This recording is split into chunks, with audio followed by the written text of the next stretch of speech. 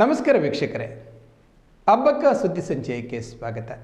ಈಗ ವಾರ್ತೆಗಳ ವಿವರ. ಈದ್ ಮೆರವಣಿಗೆಯಲ್ಲಿ ಬೈಕ್ ರ್ಯಾಲಿ, ಭಿತ್ತಿಪತ್ರ ಪ್ರದರ್ಶನಕ್ಕೆ ಅವಕಾಶ ಇಲ್ಲ. ದರ್ಗಾ ಅಧ್ಯಕ್ಷರಾದ ಹನೀಫ್ ಹಾಜಿ ಪತ್ರಿಕಾಗೋಷ್ಠಿಯಲ್ಲಿ ನೀಡಿದ ಮಾಹಿತಿ.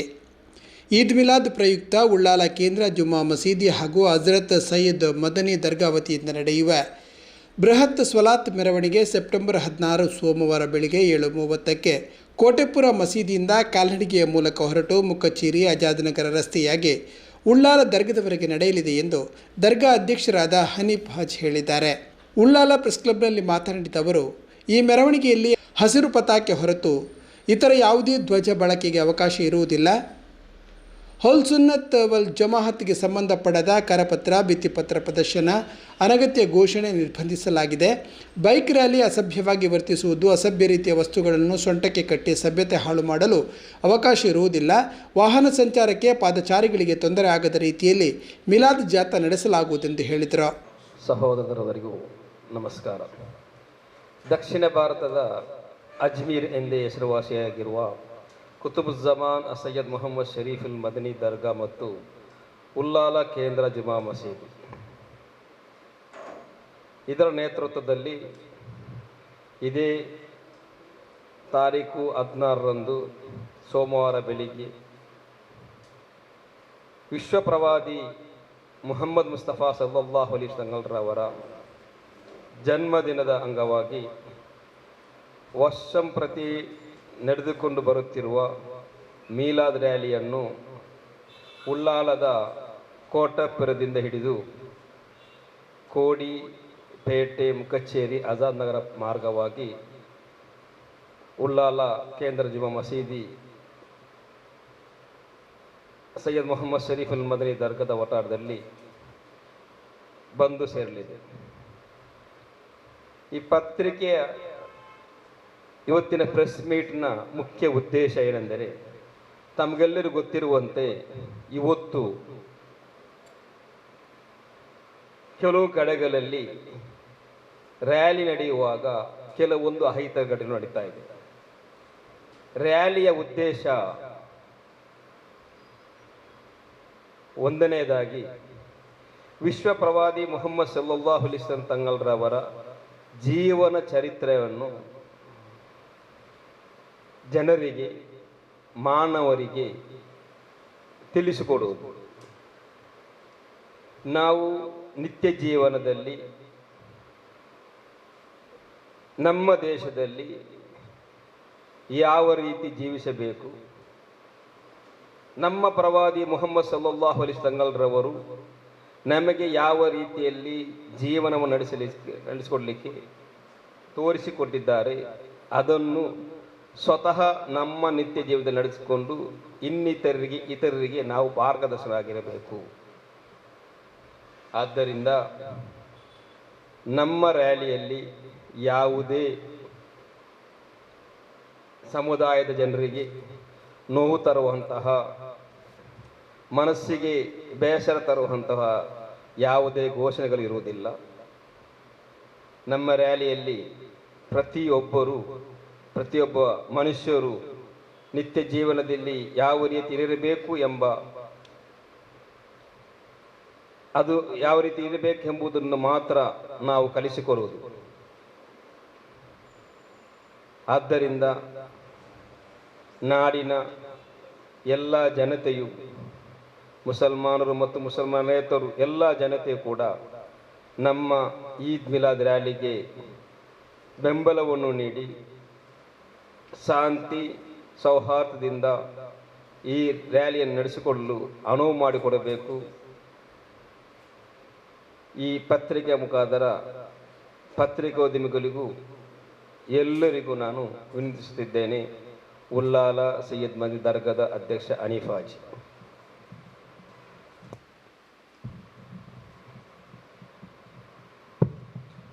अस्सलामु अलैकुम वरहमतुल्लाह. कुतुबुज़्ज़मान सैयद मोहम्मद शरीफुल मदनी क़द्दसल्लाहु ताला सर्रहुल अज़ीज़್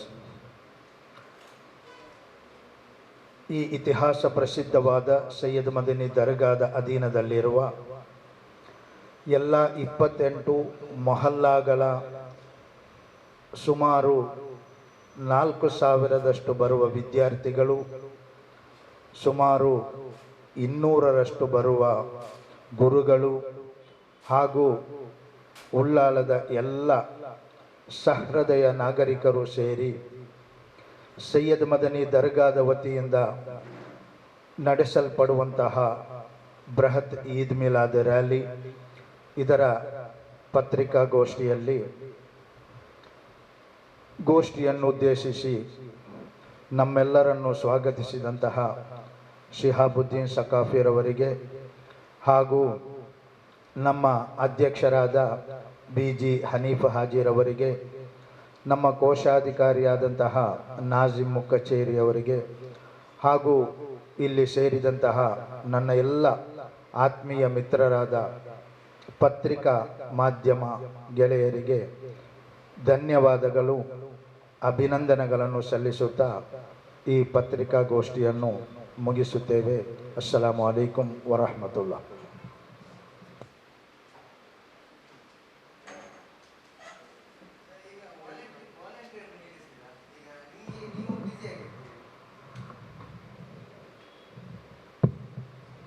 ಸ್ವಯಂ ಸೇವಕರು ಒಂದನೇದಾಗಿ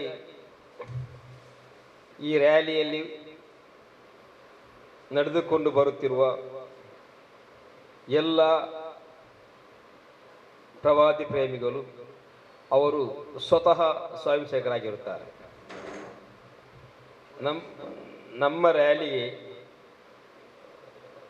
ಒಂದನೇದಾಗಿ ರಸ್ತೆ ಬಂದ್ ಮಾಡೋದು, ಪಾದಾಚಾರಿಗಳಿಗೆ ತೊಂದರೆ ಕೊಡುವುದು, ವಾಹನವನ್ನು ನಿಲ್ಲಿಸಿ ಅವರಿಗೆ ತೊಂದರೆ ಕೊಡುವುದು, ಇದು ಯಾವುದು ನಮ್ಮ ರ್ಯಾಲಿಯಲ್ಲಿಲ್ಲ. ನಮ್ಮ ರ್ಯಾಲಿಯಲ್ಲಿ ಪಾದಾಚಾರಿಗಳಿಗೂ ವಾಹನದವರಿಗೂ ಎಲ್ಲರಿಗೂ ಸುಗಮವಾಗಿ ನಡೆಸಿಕೊಳ್ಳಿಕ್ಕೆ ನಾವೇ ಸ್ವತಃ ರ್ಯಾಲಿಯರು ಬರುವವರೇ, ನಡೆದುಕೊಂಡು ಬರುವವರೇ ಅದನ್ನು ವ್ಯವಸ್ಥೆ ಮಾಡ್ತಿದ್ದಾರೆ. ವಾಲಂಟ್ರೀಸ್ ಇದ್ದಾರೆ, ಸಂಸಕರು ಇರ್ತಾರೆ ಸ್ವಲ್ಪ ಮಂದಿ, ಬಟ್ ನಮಗೆ ನಮ್ಮ ರ್ಯಾಲಿಗೆ ಸ್ವಯಂ ಸೇವಕರ ಅವಶ್ಯಕತೆಯೇ ಇಲ್ಲ, ಎಲ್ಲರೂ ಸ್ವಯಂ ಸೇವಕರಾಗಿಯೇ ಇರ್ತಾರೆ. ಅಷ್ಟು ಅಚ್ಚುಕಟ್ಟಾಗಿ ನೀಟಾಗಿ ಎಲ್ಲ ಜನತೆಗೆ ಒಂದು ಮಾರ್ಗದರ್ಶಕವಾಗಿ ನಮ್ಮ ರ್ಯಾಲಿ ನಡೆಯಲಿಕ್ಕಿದೆ ಇನ್ಶಾ ಅಲ್ಲಾಹ್. ಬೈಕ್ ರ್ಯಾಲಿ ಇಲ್ಲ, ನಡೆದುಕೊಂಡು ಹೋಗ್ಲಿಕ್ಕೆ. ನಾವು ಉಲ್ಲಾಲ ಜಮಾತಲ್ಲಿ ಯಾವತ್ತೂ ಬೈಕ್ ರ್ಯಾಲಿ ನಾವು ನಡೆಸಿಲ್ಲ, ಕಾಲ್ನಡಿಗೆ ರ್ಯಾಲಿ ಮಾತ್ರ ಇರುವುದು. ಉಲ್ಲಾಲದ ಆಸುಪಾಸಿನ ಜಮಾತಿನವರು, ಹೊರಗಡೆಯವರು ಸಾಧಾರಣವಾಗಿ ಬೈಕಲ್ಲಿ ಬರ್ತಾ ಇದ್ದಾರೆ.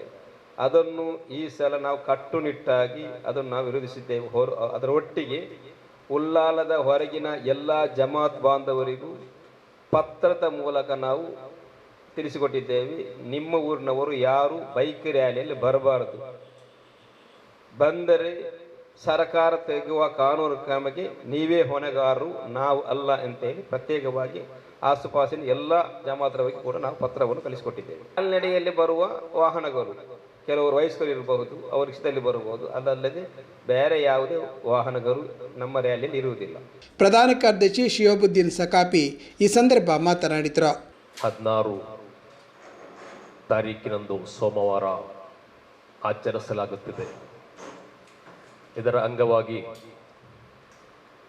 ಉಳ್ಳಾಳ ಸೈಯದ್ ಮೊಹಮ್ಮದ್ ಶರೀಫುಲ್ ಮದನಿ ಖದ್ದಸಲ್ಲಾಹು ಸರುಲ್ ಅಜೀಜ್ ಉಳ್ಳಾಳ ಕೇಂದ್ರ ಜುಮಾ ಮಸ್ಜಿದ್ ಇದರ ಆಡಳಿತ ಸಮಿತಿಯು ಬೃಹತ್ ಕಾಲ್ನಡಿಗ ಜಾಥೆಯನ್ನು ಕಾಲ್ನಡಿಗೆ ಮೆರವಣಿಗೆಯನ್ನು ಹಮ್ಮಿಕೊಂಡಿದೆ.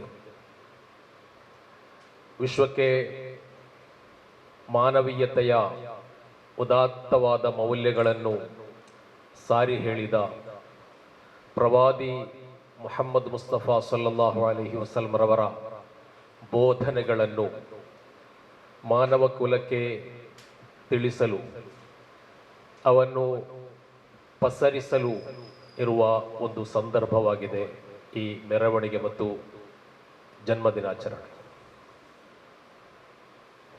ತನ್ನ ನೆರೆಕೆರೆಯವನು ಹಸಿವಿನಿಂದಿರುವಾಗ ಹೊಟ್ಟೆ ತುಂಬ ಆಹಾರ ಸೇವಿಸುವವನು ನನ್ನ ಸಮುದಾಯದವನಲ್ಲ ಎಂದು ಸಾರಿದ ಪ್ರವಾದಿ. ಮಾನವೀಯತೆಯು ಎಲ್ಲ ತತ್ವಗಳಿಗಿಂತ ಮಿಗಿಲಾದ ತತ್ವ ಎಂದು ಸಾರಿ ಹೇಳಿದ ಪ್ರವಾದಿ. ಆ ಪ್ರವಾದಿಯವರ್ಯರ ಜನ್ಮದಿನಾಚರಣೆಯ ವೇಳೆ ಅನುಚಿತ ವರ್ತನೆಗಳು ಯಾವುದೇ ಇರಬಾರದೆಂಬ ಉದ್ದೇಶಕ್ಕಾಗಿ ಈ ಜನ್ಮದಿನಾಚರಣೆಯು ಅಚ್ಚುಕಟ್ಟಾಗಿ ಚೊಕ್ಕವಾಗಿ ನಡೆಸಲು ಬೇಕಾದ ಎಲ್ಲ ಸಿದ್ಧತೆಗಳನ್ನು ನಡೆಸಿದ್ದೇವೆ. ಕೋಟಪುರ ಜುಮಾ ಮಸ್ಜಿದಿನಿಂದ ಪ್ರಾರಂಭಿಸಿ ಪೇಟೆ, ಮುಕ್ಕಚ್ಚೇರಿ, ಆಜಾದ್ ನಗರ ಮಾರ್ಗವಾಗಿ ಬೆಳಿಗ್ಗೆ 7 ಗಂಟೆಗೆ ಪ್ರಾರಂಭಿಸಿ 11ವರೆಗೆ ದರ್ಗಾ ವಠಾರದಲ್ಲಿ ಬಂದು ಸೇರಲಿದೆ ನಮ್ಮ ಮೆರವಣಿಗೆ. ಮೆರವಣಿಗೆಯಲ್ಲಿ ಪ್ರವಾದಿವರ್ಯರ ಪ್ರಶಂಸೆಗಳನ್ನೊಳಗೊಂಡ ಕೀರ್ತನೆಗಳು ಮತ್ತು ಪ್ರವಾದಿವರ್ಯರ ಹಿತನುಡಿಗಳು ಮಾತ್ರ ಘೋಷವಾಕ್ಯವಾಗಿ ಕೀರ್ತನೆಗಳಾಗಿ ಮೊಳಗಲಿರುವುದು. ಇತರ ಯಾವುದೇ ಸಮುದಾಯಕ್ಕೂ ನೋವನ್ನುಂಟು ಮಾಡುವ ಯಾವುದೇ ಕೂಗುಗಳನ್ನು ಕೂಗಬಾರದು ಎಂಬ ಕಟ್ಟುನಿಟ್ಟಿನ ಆದೇಶಗಳನ್ನು ನಾವು ಕೊಟ್ಟಿದ್ದೇವೆ. ಈ ಮೆರವಣಿಗೆಯಲ್ಲಿ ನಮ್ಮ ಉಳ್ಳಾಳ ಜಮಾಅತಲ್ಲಿ ನಡೆಯುವ ಮೆರವಣಿಗೆಯು ಬಹಳ ಚಂದವಾಗಿ ಅಚ್ಚುಕಟ್ಟಾಗಿ ನಡೆಯುತ್ತಲಿದೆ ಕಳೆದ ವರ್ಷಗಳಲ್ಲಿ. ಈ ವರ್ಷವೂ ಕೂಡ ಅದೇ ರೀತಿ ನಡೆಯುತ್ತದೆ. ಹೊರಗಿನಿಂದ ಉಳ್ಳಾಳ ಜಮಾತಿಗೆ ಮೆರವಣಿಗೆಗೆ ಬಂದು ಸೇರುವ ಕೆಲವು ಮೊಹಲ್ಲಾಗಳಿಂದ ಬರುವ ಕೆಲವು ಜಾಥಾಗಳಲ್ಲಿ ಅನುಚಿತ ವರ್ತನೆಗಳು ನಡೆಯುವುದು ನಮ್ಮ ಗಮನಕ್ಕೆ ಬಿದ್ದಿದೆ. ಅದನ್ನು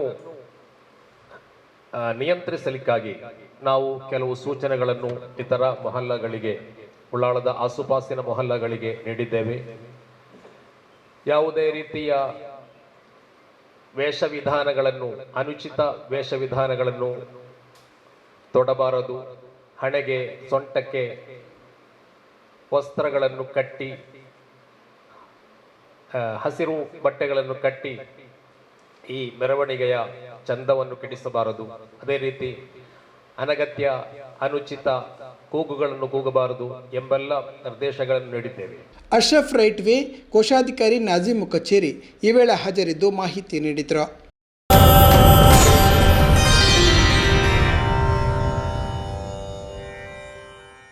ಕುಂಬಳೆ ಮೂಲದ ಟ್ರಾವೆಲ್ ಮಾಲೀಕರ ವಿರುದ್ಧ ಕರ್ನಾಟಕದ ನಿವಾಸಿಗಳು ದೂರು ದಾಖಲಿಸಿದ್ದಾರೆ. ಮಲೇಷ್ಯಾದಲ್ಲಿ ಕೆಲಸ ಕೊಡಿಸುವುದಾಗಿ ಹೇಳಿ ವಂಚಿಸಿದ್ದಾರೆ ಎಂದು ಕರ್ನಾಟಕದ 24 ಯುವಕರು ದೂರು ನೀಡಿದ್ದಾರೆ. ದಕ್ಷಿಣ ಕನ್ನಡ ಜಿಲ್ಲೆಯ ಸುಳ್ಯ, ಬೆಳ್ತಂಗಡಿ, ಪುತ್ತೂರಿನ 11 ಮಂದಿಯ ತಂಡ ಕುಂಬಳೆ ಪ್ರೆಸ್ ಫಾರಂನಲ್ಲಿ ಶುಕ್ರವಾರ ಸಂಜೆ ಪತ್ರಿಕಾಗೋಷ್ಠಿ ನಡೆಸಿ ವಂಚನೆಗೊಳಗಾದ ವಿಚಾರವನ್ನು ಸ್ಪಷ್ಟಪಡಿಸಿದ್ದಾರೆ. ಕುಂಬಳೆ ಮಾರ್ಕೆಟ್ ರಸ್ತೆಯ ಟ್ರಾವೆಲ್ ಮಾಲೀಕರು, ಸಾರ್ವಜನಿಕ ಕಾರ್ಯಕರ್ತರು ಹಾಗೂ ಕರ್ನಾಟಕ BC ರೋಡು ಮೂಲದ ನೌಕರನ ವಿರುದ್ಧ ಜಿಲ್ಲಾ ಪೊಲೀಸ್ ವರಿಷ್ಠಾಧಿಕಾರಿಗಳಿಗೆ ದೂರು ನೀಡಲಾಗಿದೆ. ವೀಸಾಕ್ಕಾಗಿ ಒಬ್ಬ ವ್ಯಕ್ತಿಯಿಂದ 1,35,000 ರೂಪಾಯಿಯಂತೆ ಟ್ರಾವೆಲ್ ಮಾಲೀಕರು ಪಡೆದಿದ್ದರು. 3 ಕಂತುಗಳಲ್ಲಿ ಹಣ ಪಾವತಿಸುವ ಕರಾರಿನಂತೆ ಮೊದಲ 55,000 ರೂಪಾಯಿಗಳನ್ನು ಮುಂಗಡವಾಗಿ ನೀಡಿರುವುದಾಗಿ ಯುವಕರು ತಿಳಿಸಿದ್ದಾರೆ. ಮಲೇಷಿಯಾ ಪ್ರವಾಸೋದ್ಯಮಕ್ಕೆ ಸಂಬಂಧಿಸಿದ ಕೆಲಸ ಇದು ಎಂದು ಹೇಳಲಾಗಿತ್ತು. ಅಲ್ಲಿಗೆ ತಲುಪಿದಾಗ ವೀಸಾ ಪೂರ್ಣವಾಗಿ ಮೋಸದ ಜಾಲದ್ದು ಎಂದು ಅರಿವಾಗಿದೆ. ವೀಸಾ ಹಾಗೂ ಉದ್ಯೋಗ ಕೊಡಿಸುವುದಾಗಿ ಹೇಳಿ ಹಲವರಿಂದ 1,50,000 ರೂಪಾಯಿ ಸುಲಿಗೆ ಮಾಡಿದ್ದಾರೆ ಎಂದವರು ಆರೋಪಿಸಿದ್ದಾರೆ. ನಮಗೆ ಕೂಡ ಸ್ಟ್ರಕ್ಚರ್ ಮಾಡಿದ್ರು, ಬಿಡಲಿಲ್ಲ ನಮಗೂ ಕೂಡ. ಆದ್ಮೇಲೆ ಹೇಳಿದ್ರು ಅವರು ಇಮಿಗ್ರೇಷನ್ ಆಫೀಸ್ಗೆ ಹೋಗ್ಬೇಕಂತ ಹೇಳಿದ್ರು ಅಲ್ಲಿಂದ ಗೇಟಿನಿಂದ. ಅಲ್ಲಿ ಸಾಧಾರಣ ನಮಗೆ 12 ಗಂಟೆ ತನಕ ಮಧ್ಯಾಹ್ನ ಕೂರಿಸಿದ್ರು. ಯಾಕೆಂದರೆ ಸೇಮ್ ನಮ್ಮದು ರೂಮಿದ್ದು ಬಿಲ್ ಕಟ್ಟಿಲ್ಲ ಇವರು, ನಮ್ಮದು ಆನ್ಲೈನ್ ಡೈರೆಕ್ಟ್ ಪೇ ಮಾಡಬೇಕಂತ ಹೇಳಿದ್ರು. ಮತ್ತು ರಿಟರ್ನ್ ಇವರಿಗೆ ಕಾಲ್ ಮಾಡಿದೆ, ಯಾರಿಗೆ ರಿಯಾಜ್ಗೆ ಕಾಲ್ ಮಾಡುವಾಗ ಹೇಳ್ದ ಓಕೆ ಮಾಡ್ತೀನಿ ಅಂತ ಹೇಳ್ದ. ಅವನು ಟ್ರೈನ್ ಕೇಳಿದ, ಕೇಳಿ ರೂಮಿದು ಟಿಕೆಟ್ ಮಾಡಿದ, ನಮಗೆ ಕಳಿಸಿದ್ರು. ಮತ್ತು ನಾವು ಮನೇಶ್ KR ಅಲ್ಲಿಗೆ ಹೋಗಿ ರೂಮಲ್ಲಿ ಇದ್ವಿ. ಅಲ್ಲಿಂದ 1 ದಿನ ಇದ್ವಿ ಅಲ್ಲಿ. ಹೌದು, ಅಲ್ಲಿಂದ ನೆಕ್ಸ್ಟ್ ಡೇ ಸಿಂಗಾಪುರ್ ಗೋಡ್ಗೆ ಕರ್ಕೊಂಡು ಹೋದ್ರು. ಮತ್ತು ನಾಳೆ ಡ್ಯೂಟಿ ಇದೆ ಅಂತ ಹೇಳಿ ಹೇಳಿದರು, ಕರ್ಕೊಂಡು ಹೋಗ್ತೀವಿ ಅಂತ. ಸುದ್ದಿ ಇಲ್ಲ. ಮತ್ತು ಇವರು ಸ್ಟ್ರಕ್ ಆಗಲ್ಲ ಟೆಸ್ಟ್ ಆದಮೇಲೆ ಒಂದು 2 ದಿನ ಕಾಲ್ ತೆಗೆದಿದ್ದೇನೆ, ಮಾತಾಡಿದ್ದೇನೆ. ಮತ್ತು 3ನೇ ದಿವಸ ಕಾಲು ಎಲ್ಲ ಸ್ವಿಚ್ ಆಫ್ ಮಾಡಿ ಸುದ್ದಿ ಇಲ್ಲ. ಒಂದು 10 ದಿನ ಇದ್ವಿ ರೂಮಲ್ಲಿ. ನಾವೇ ಮತ್ತೆ ಊಟದ ರೂಮ್ ಇದೆಲ್ಲ ರೆಂಟ್ ಎಲ್ಲ ನಾವೇ ಕಟ್ಟಿದ್ವಿ. ಮತ್ತು ನಮ್ಮ ಹತ್ರ ಹಣ ಎಲ್ಲ ಗೊತ್ತಾಯ್ತಲ್ಲ, ಖರ್ಚಾಯ್ತಲ್ಲ. ನಾವು ಊರಲ್ಲಿ ಟಿಕೆಟ್ ಮಾಡಿ ಬಂದ 2,000 ಆಗಿದೆ. ಊರಲ್ಲಿ ಟಿಕೆಟ್ ಮಾಡಿ ರಿಟರ್ನ್ ಬಂದಿದ್ದೆ ನಾವು. ಫಸ್ಟ್ ಇಬ್ಬರು ಬಂದಿವೆ, ನಾನು ಮತ್ತು ಪ್ರಜ್ವಲ್. ಅದುವೇ ಒಂದು ವ್ಯಾನ್ ಕಂಪನಿ ಮತ್ತು ಅದು ಮತ್ತೆ ಹೇಳಿದ ಕಾರ್ಗೋದಲ್ಲಿ ಅಂತ ಹೇಳಿದ. ಅಲ್ಲಿಂದ ಸಿಂಗಾಪುರ್ ಬಾರ್ಡಿಂದ ರಿಟರ್ನ್ KLಗೆ ಬಂದಿದ್ದೆ. ಅಲ್ಲಿ ಕೂಡ ಸೇಮ್ ಆದ್ವಿ, ರೂಮಲ್ಲಿ ಸ್ಟೇ ಆಗಿದ್ದು, ಊಟ ಮಾಡಿದ್ದು. ರಹೀಮ್ ಅಂತ ಅವರ ಮಗ, ಇವರೆಲ್ಲ ಸೇರ್ಕೊಂಡು ನಮಗೆ ತುಂಬ ದೊಡ್ಡ ಫ್ರಾಡ್ ಮಾಡಿದ್ದಾರೆ. ಒಬ್ಬೊಬ್ಬರ ಹತ್ರ 1,35,000 ತಗೊಂಡಿದ್ದಾರೆ. ಹಾಗೆಯೇ ಒಂದು ಸ್ಟಾರ್ಟಿಂಗ್ ಒಬ್ಬರಿಗೆ ಕೆಲಸ ಮಾಡಿಕೊಟ್ಟು ಅವರದ್ದು ಮೈಂಡ್ ಗೇಮೆಲ್ಲ ಆಟಾಡಿ ಅವರ ಹತ್ರ ಬೇರೆ ಇನ್ನೂ ಕೂಡ ಜನ ಜಾಸ್ತಿ ಕರ್ಕೊಂಡು ಬರುವ ಹಾಗೆ ಮಾಡಿದ್ದಾರೆ. ಮಾಡಿ ಆಮೇಲೆ ಸ್ಟಾರ್ಟಿಂಗ್ 3 ಜನರದ್ದು ಒಂದು ಬ್ಯಾಚ್ ಆಗಿ ಕಳಿಸಿ, ಆಮೇಲೆ 3 ಜನರಿಗೆ ಕೆಲಸ ಮಾಡಿ ಕೊಡ್ತೇನೆ ಅಂತೇಳಿ ಅಲ್ಲಿ ರೂಮಲ್ಲಿ ಕೂರಿಸಿ 1 ತಿಂಗಳು ನಮ್ಮಲ್ಲಿ ಹಣದಲ್ಲಿ ಊಟ ಎಲ್ಲ ಕೊಡಿಸಿ, ಆಮೇಲೆ ನೆಕ್ಸ್ಟ್ ಬ್ಯಾಚ್ ಕರೆಸಿ ಅವರಿಗೆ ಕೂಡ ಹಾಗೆ ರೂಮಲ್ಲಿ ಕೂರಿಸಿ ಹೀಗೆ ತುಂಬ ಮೋಸ ಮಾಡಿದ್ದಾರೆ ನಮಗೆ. ಆಮೇಲೆ ಲಾಸ್ಟ್ ನಾವೊಂದು 6 ಜನ ಒಂದು ಬ್ಯಾಚ್ ಹೋಗುವಾಗ ನಾವು ತ್ರಿವೇಂದ್ರಂ ಆಗಿ ಹೋದದ್ದು ಮಲೇಷ್ಯಾಕ್ಕೆ. ಅಲ್ಲಿ ಹೋಗಿ ನಮ್ಮನ್ನು ಏರ್ಪೋರ್ಟಿಗೆ ಹೋದಾಗ ಇಮಿಗ್ರೇಷನ್ ಅವರು ಹೇಳಿದರು, ಹೀಗೆ ನೀವು ಟೂರಿಸ್ಟ್ ವೀಸಾದಲ್ಲಿ ಬಂದಿರೋದು, ನಿಮ್ಮದು ಟಿಕೆಟ್ ಎಲ್ಲ ಯಾವುದು ಕನ್ಫರ್ಮ್ ಇಲ್ಲ. ಹಾಗೆ ನಮ್ಮನ್ನು ಅಲ್ಲಿ 3 ದಿವಸ ಸ್ಟಕ್ ಮಾಡಿದ್ದಾರೆ ಏರ್ಪೋರ್ಟಲ್ಲಿ. ಏರ್ಪೋರ್ಟಿಂದ ಎಲ್ಲಿ ಹೊರಗೆ ಹೋಗ್ಲಿಕ್ಕೆ ಬಿಟ್ಟಿಲ್ಲ. ಒಂದು ರೂಮಲ್ಲಿ ಕೋಣೆಯಲ್ಲಿ ಹಾಕಿ 3 ದಿವಸ ನಮಗೆ ಸ್ನಾನ ಮಾಡಲಿಕ್ಕಿಲ್ಲ, ಊಟ ಇಲ್ಲ, ಏನಿಲ್ಲದಾಗೆ ಮಾಡಿದ್ದಾರೆ. ಹಾಗೆ ಮತ್ತೆ 3 ದಿನ ಆದಮೇಲೆ ಅವರೇ ಟಿಕೆಟ್ ಮಾಡಿ ರಿಟರ್ನ್ ಇಂಡಿಯಾಗೆ ಕಳಿಸಿದ್ದಾರೆ. ನಾವೀಗ ತುಂಬ ಕಷ್ಟದಲ್ಲಿದ್ದೇವೆ. ನಮಗೆ ಅಂದರೆ ತುಂಬ ಕಷ್ಟಪಟ್ಟು ಚಿನ್ನೆಲ್ಲ ಅಡವಿಟ್ಟು ನಾವು ಕೊಟ್ಟಿರೋ ಹಣ. ಹಾಗೆ ತುಂಬ ಮಂದಿ ನಾವು ಅಲ್ಲಿ ಹೋದವರು ಕೂಡ ಲಾಸ್ ಆಗಿದೆ, ಅಲ್ಲದೆ ಕೆಲಸ ಆಗ್ಬೇಕಂತ ಅಡ್ವಾನ್ಸ್ ಪೇಮೆಂಟ್ ಮಾಡಿದವರು ತುಂಬ ಜನ ಇದ್ದಾರೆ. 5,000 ಆಗಿಲ್ಲ ಅಮೌಂಟ್ ಹಾಕಿದವರಿಗೆ ಕೆಲಸ ಕೂಡ ಇಲ್ಲ, ವೀಸಾ ಕೂಡ ಇಲ್ಲ, ಟಿಕೆಟ್ ಕೂಡ ಇಲ್ಲ, ಏನು ಕೊಟ್ಟಿಲ್ಲ ಅವರು. ಹೀಗೆ ನಾವೀಗ ತುಂಬ ಪಾಪದವರು. ಹಾಗೆ ನಮಗೆ ಒಂದು ಅಮೌಂಟ್ ರಿಟರ್ನ್ ಸಿಗಬೇಕು, ಇಲ್ಲ ನಮಗೆ ಒಳ್ಳೆ ಕೆಲಸ ಯಾವುದಾದ್ರು ಮಾಡಿಸಿಕೊಡ್ಬೇಕು ನಾವು ಕೇಳ್ಕೊಳ್ತಿದ್ದೀವಿ. ನಂತರ ಏಜೆಂಟ್ ಅವರನ್ನು ನೀವು ಭೇಟಿ ಮಾಡಿದ್ರಾ? ನಾವು ಹೋಗಿ ಬಂದ ಮೇಲೆ ರಿಟರ್ನ್ ಆಫೀಸ್ ಇಲ್ಲಿ ಕುಂಬ್ಳೆ ಏಜೆಂಟ್ಗೆ ಬಂದಿದ್ದೇವೆ. ಬಂದಾಗ ಇವರು ರಿಯಾಜ್ ನಮಗೆ ಏರ್ಪೋರ್ಟ್ ಅಲ್ಲಿ ಲಾಕ್ ಆದ ಟೈಮಲ್ಲಿ ರಿಯಾಜ್ 2 ದಿವಸ ಕಾಲ್ ಹೇಳಿದ್ರು. ಹೇಳಿದರೆ ಹೀಗೆ ನಮಗೆ 12 ಗಂಟೆಗೆ ಬರ್ತಾರೆ ಆಫೀಸರ್, ನಾವು ಅಮೌಂಟ್ ಕೊಟ್ಟು ನಿಮ್ಮನ್ನು ಹೊರಗಡೆ ಕಳಿಸ್ತೇವೆ ಹಾಗೆ ಅಂತ ಹೇಳಿದ್ದಾರೆ. ಆದ್ರೆ ಏನು ಮಾಡಲಿಲ್ಲ. ಆಮೇಲೆ 2 ದಿವಸ ಆದ್ಮೇಲೆ ಮೊಬೈಲ್ ಎಲ್ಲ ಸ್ವಿಚ್ ಆಫ್ ಮಾಡಿ ಇಟ್ಟಿದ್ದಾರೆ ರಿಯಾಜ್ ಅನ್ನುವ ಏಜೆಂಟ್. ಆಮೇಲೆ ನಾವು ರಿಟರ್ನ್ ಕಳಿಸಿದ ಮೇಲೆ ಇಲ್ಲಿ ಬಂದಿದೆ ಕುಂಬ್ಳೆ ಆಫೀಸಿಗೆ. ಬಂದದಕ್ಕೆ ಇವರು ನಮ್ದು ಅಬ್ದುಲ್ ಕುನ್ನಿ ಅವರನ್ನು ಮೀಟ್ ಆಗಿದ್ದೇವೆ. ಬಂದು ಮೀಟ್ ಆದಕ್ಕೆ ಅವರು ಹೇಳ್ತಾರೆ ಅಂದ್ರೆ ನಾವು ಟಿಕೆಟ್ ಮತ್ತೆ ವೀಸಾ ಮಾತ್ರ ಮಾಡಿಕೊಡುದು, ಬೇರೆ ಯಾವುದು ನಾವು ರೆಸ್ಪಾನ್ಸ್ ಅಲ್ಲ ಅಂತ ಹೇಳಿ ನೀವು ರಿಯಾಜ್ ಅನ್ನು ನೋಡಿಕೆ ಹಾಗೆ ಅಂತ ಹೇಳಿದ್ದಾರೆ ನನಗೆ. ರಿಯಾಜ್ ಅಂತ ಹೇಳುವವರು ಯಾರು? ರಿಯಾಜ್ ಅಂತ ಹೇಳುವವರು ಇವರ ಆಫೀಸಲ್ಲಿ ಕೆಲಸ ಮಾಡುವವರು. ನಮ್ದು ಆಫೀಸ್ ಎಲ್ಲಿ ಇರುವವರು ಅವರು? ಅವ್ರು KC ರೋಡ್ ಅಂತ ಹೇಳಿದ್ದಾರೆ. ನಮಗೆ ಅಡ್ರೆಸ್ ಕರೆಕ್ಟ್ ಗೊತ್ತಿಲ್ಲ. ಮಂಗಳೂರು ಅವರು. ಮಂಗಳೂರು. ನಿಮಗೆ ಕಾಂಟ್ಯಾಕ್ಟ್ ಆದ್ದು? ನಮಗೆ ಕಾಂಟ್ಯಾಕ್ಟ್ ಆದ್ರೆ ಫಸ್ಟ್ ಒಬ್ಬ ದೇಶದ ಬೆಳ್ತಂಗಡಿ ಅವನಿಗೆ ಕೆಲಸ ಮಾಡಿ ಕೊಟ್ಟಿದ್ರು. ಚೆನ್ನೈಗೆ ಕರ್ಕೊಂಡು ಹೋಗಿ ಅವರನ್ನು ಅಲ್ಲಿ ಕೆಲಸ ಮಾಡಿ ಕೊಟ್ಟಿದ್ದಾರೆ 60,000 ಸಂಬಳದಲ್ಲಿ ಹೇಳಿ. ಆಮೇಲೆ ಅವ ಕೂಡ ಮೊನ್ನೆ ಕೆಲಸ ಬಿಟ್ಟು ಬಂದ. ಪತ್ರಿಕಾಗೋಷ್ಠಿಯಲ್ಲಿ ಪ್ರಜ್ವಲ್, ಅಶ್ವಥ್, ರಾಕೇಶ್, ಮನೋಜ್, ಶ್ರೀನಿವಾಸ್ ಉಪಸ್ಥಿತರಿದ್ದು ವಂಚನಾ ಜಾಲದ ಬಗ್ಗೆ ಕಣ್ಣೀರಿನೊಂದಿಗೆ ಮಾಹಿತಿ ನೀಡಿದರು.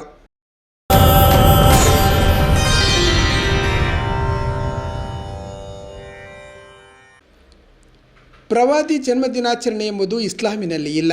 ಇದರ ಬದಲಾಗಿ ಅವರ ಜನ್ಮ ತಿಂಗಳಿನಲ್ಲಿ ಪ್ರವಾದಿಯವರನ್ನು ಪರಿಚಯಿಸುವ, ಅವರ ಸಂದೇಶ ಸಾರುವ ಅಭಿಯಾನ ಮಾಡಲಾಗುತ್ತದೆ ಎಂದು ಮಸ್ಜಿದುಲ್ ಹುದಾ ತೊಕ್ಕೋಟು ಇದರ ಖತೀಬ್ ಮೊಹಮ್ಮದ್ ಕುಂಜಿ ಹೇಳಿದ್ದಾರೆ.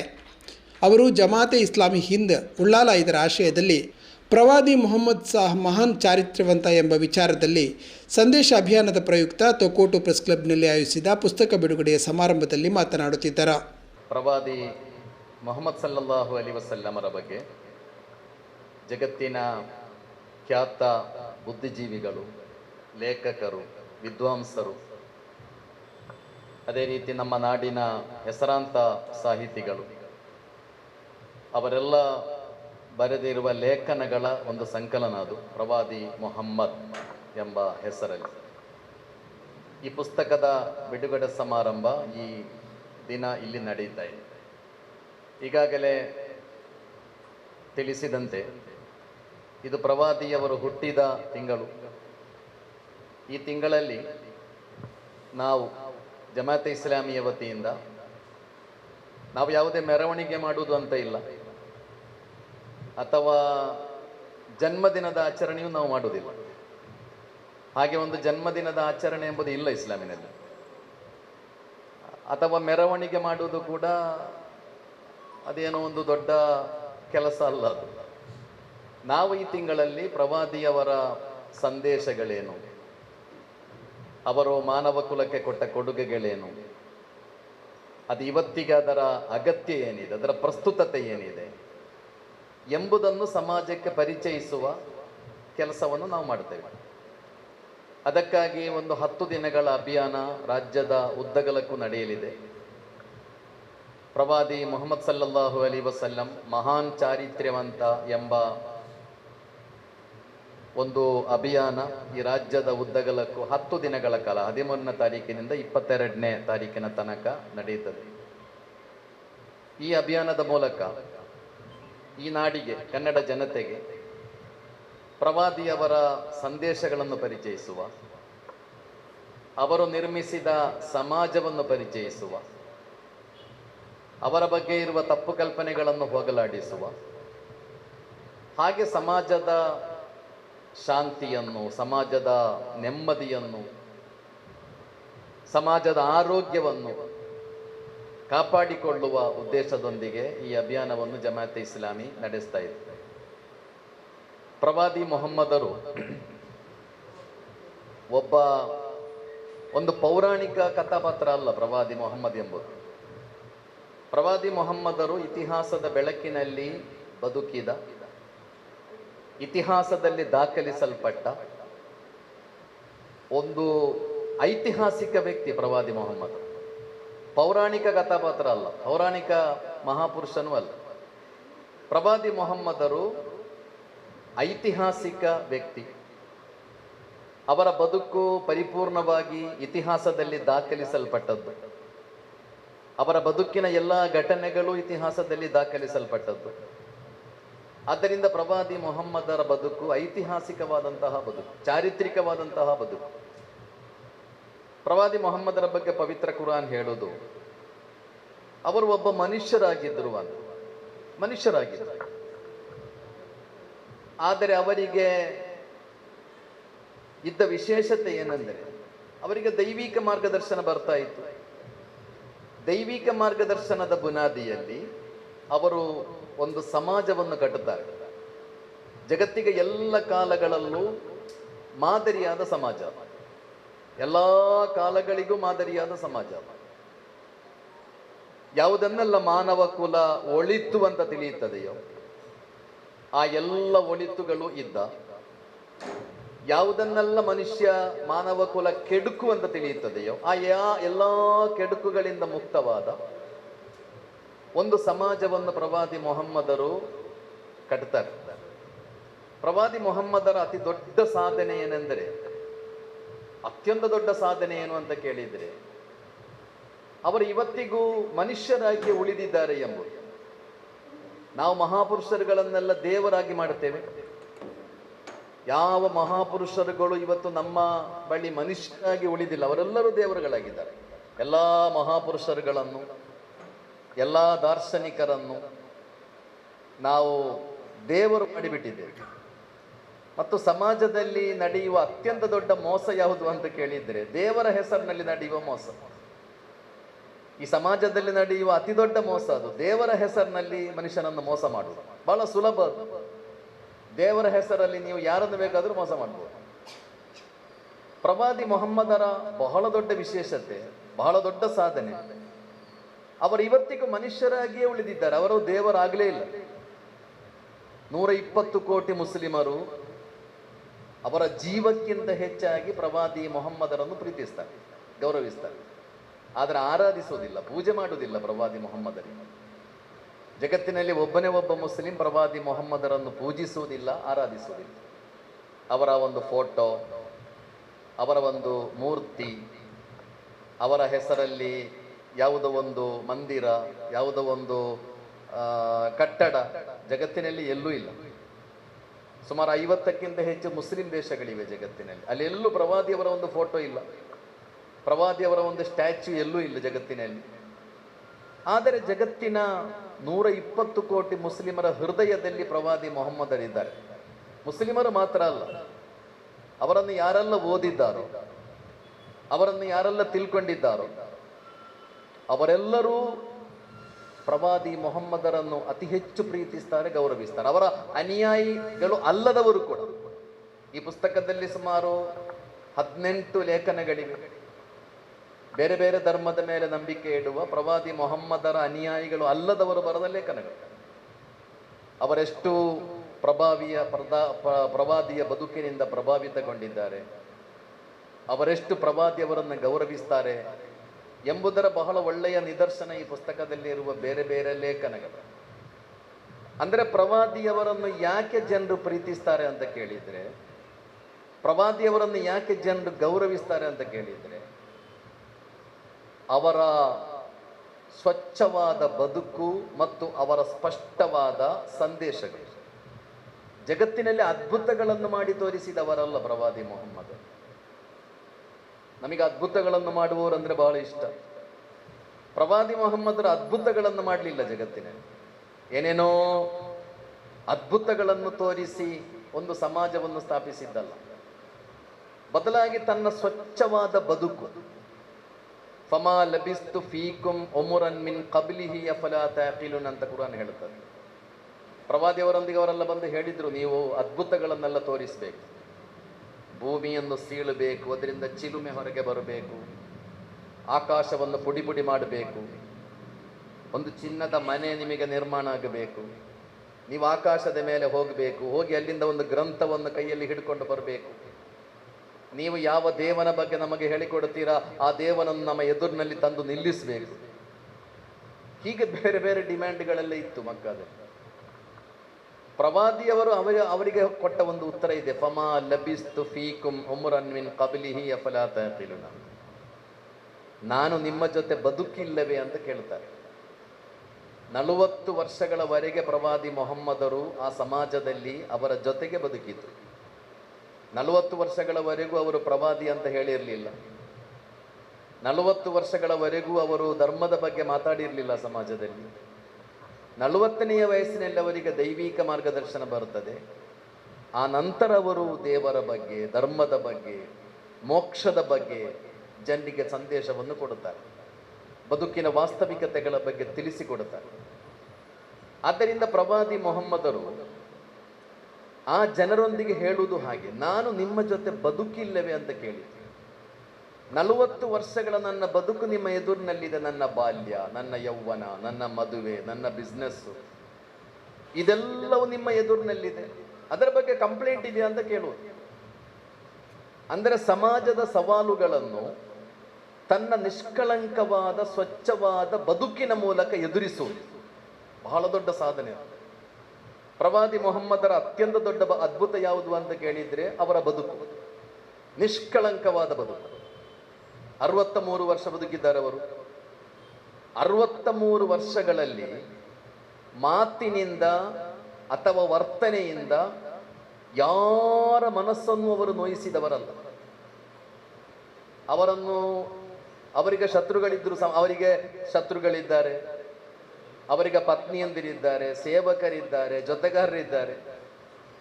ಯಾರು ಕೂಡ ಮೊಹಮ್ಮದ್ ನನ್ನ ಬಗ್ಗೆ ಹೀಗೆ ಹೇಳಿದ್ರು ಅಥವಾ ಮೊಹಮ್ಮದ್ ನನ್ನೊಂದಿಗೆ ಹೀಗೆ ವರ್ತಿಸಿದ್ರು ಎಂದು ಒಂದು ಸ್ವಲ್ಪ ಬೇಜಾರಿನಿಂದ ಯಾರಾದರೂ ಹೇಳಲಿಕ್ಕೆ ಆಸ್ಪದವೇ ಇಲ್ಲದ ರೀತಿಯಲ್ಲಿ ಪ್ರವಾದಿ ಮೊಹಮ್ಮದರು ಆ ಸಮಾಜದಲ್ಲಿ ಬದುಕುತ್ತಾರೆ. ಪ್ರವಾದಿ ಮೊಹಮ್ಮದರ ಬಗ್ಗೆ ಅವರಿಗೆ ಶತ್ರುಗಳ ಬೇರೆ ಬೇರೆ ರೀತಿಯಲ್ಲಿ ನಿಂದಿಸಿದ್ದಾರೆ. ಅವರನ್ನು ಕವಿ ಅಂತ ಹೇಳಿದ್ದಾರೆ. ಇವರು ಪ್ರವಾದಿ ಅಲ್ಲ, ಇವರೊಬ್ಬ ಕವಿ. ಇವರು ಪ್ರವಾದಿ ಏನೂ ಅಲ್ಲ, ಇವರೊಬ್ಬ ಮಾಟಗಾರ, ಇವರು ಪ್ರವಾದಿ ಅಲ್ಲ, ಇವರೊಬ್ಬ ಜಾದೂಗಾರ, ಹಾಗೆಲ್ಲ ಆರೋಪ ಮಾಡಿದ್ದಾರೆ ಜನರು. ಆದರೆ ಅವರೆಂದೂ ಕೂಡ ಪ್ರವಾದಿಯವರ ಚಾರಿತ್ರ್ಯವನ್ನು ಪ್ರಶ್ನೆ ಮಾಡಿರಲಿಲ್ಲ.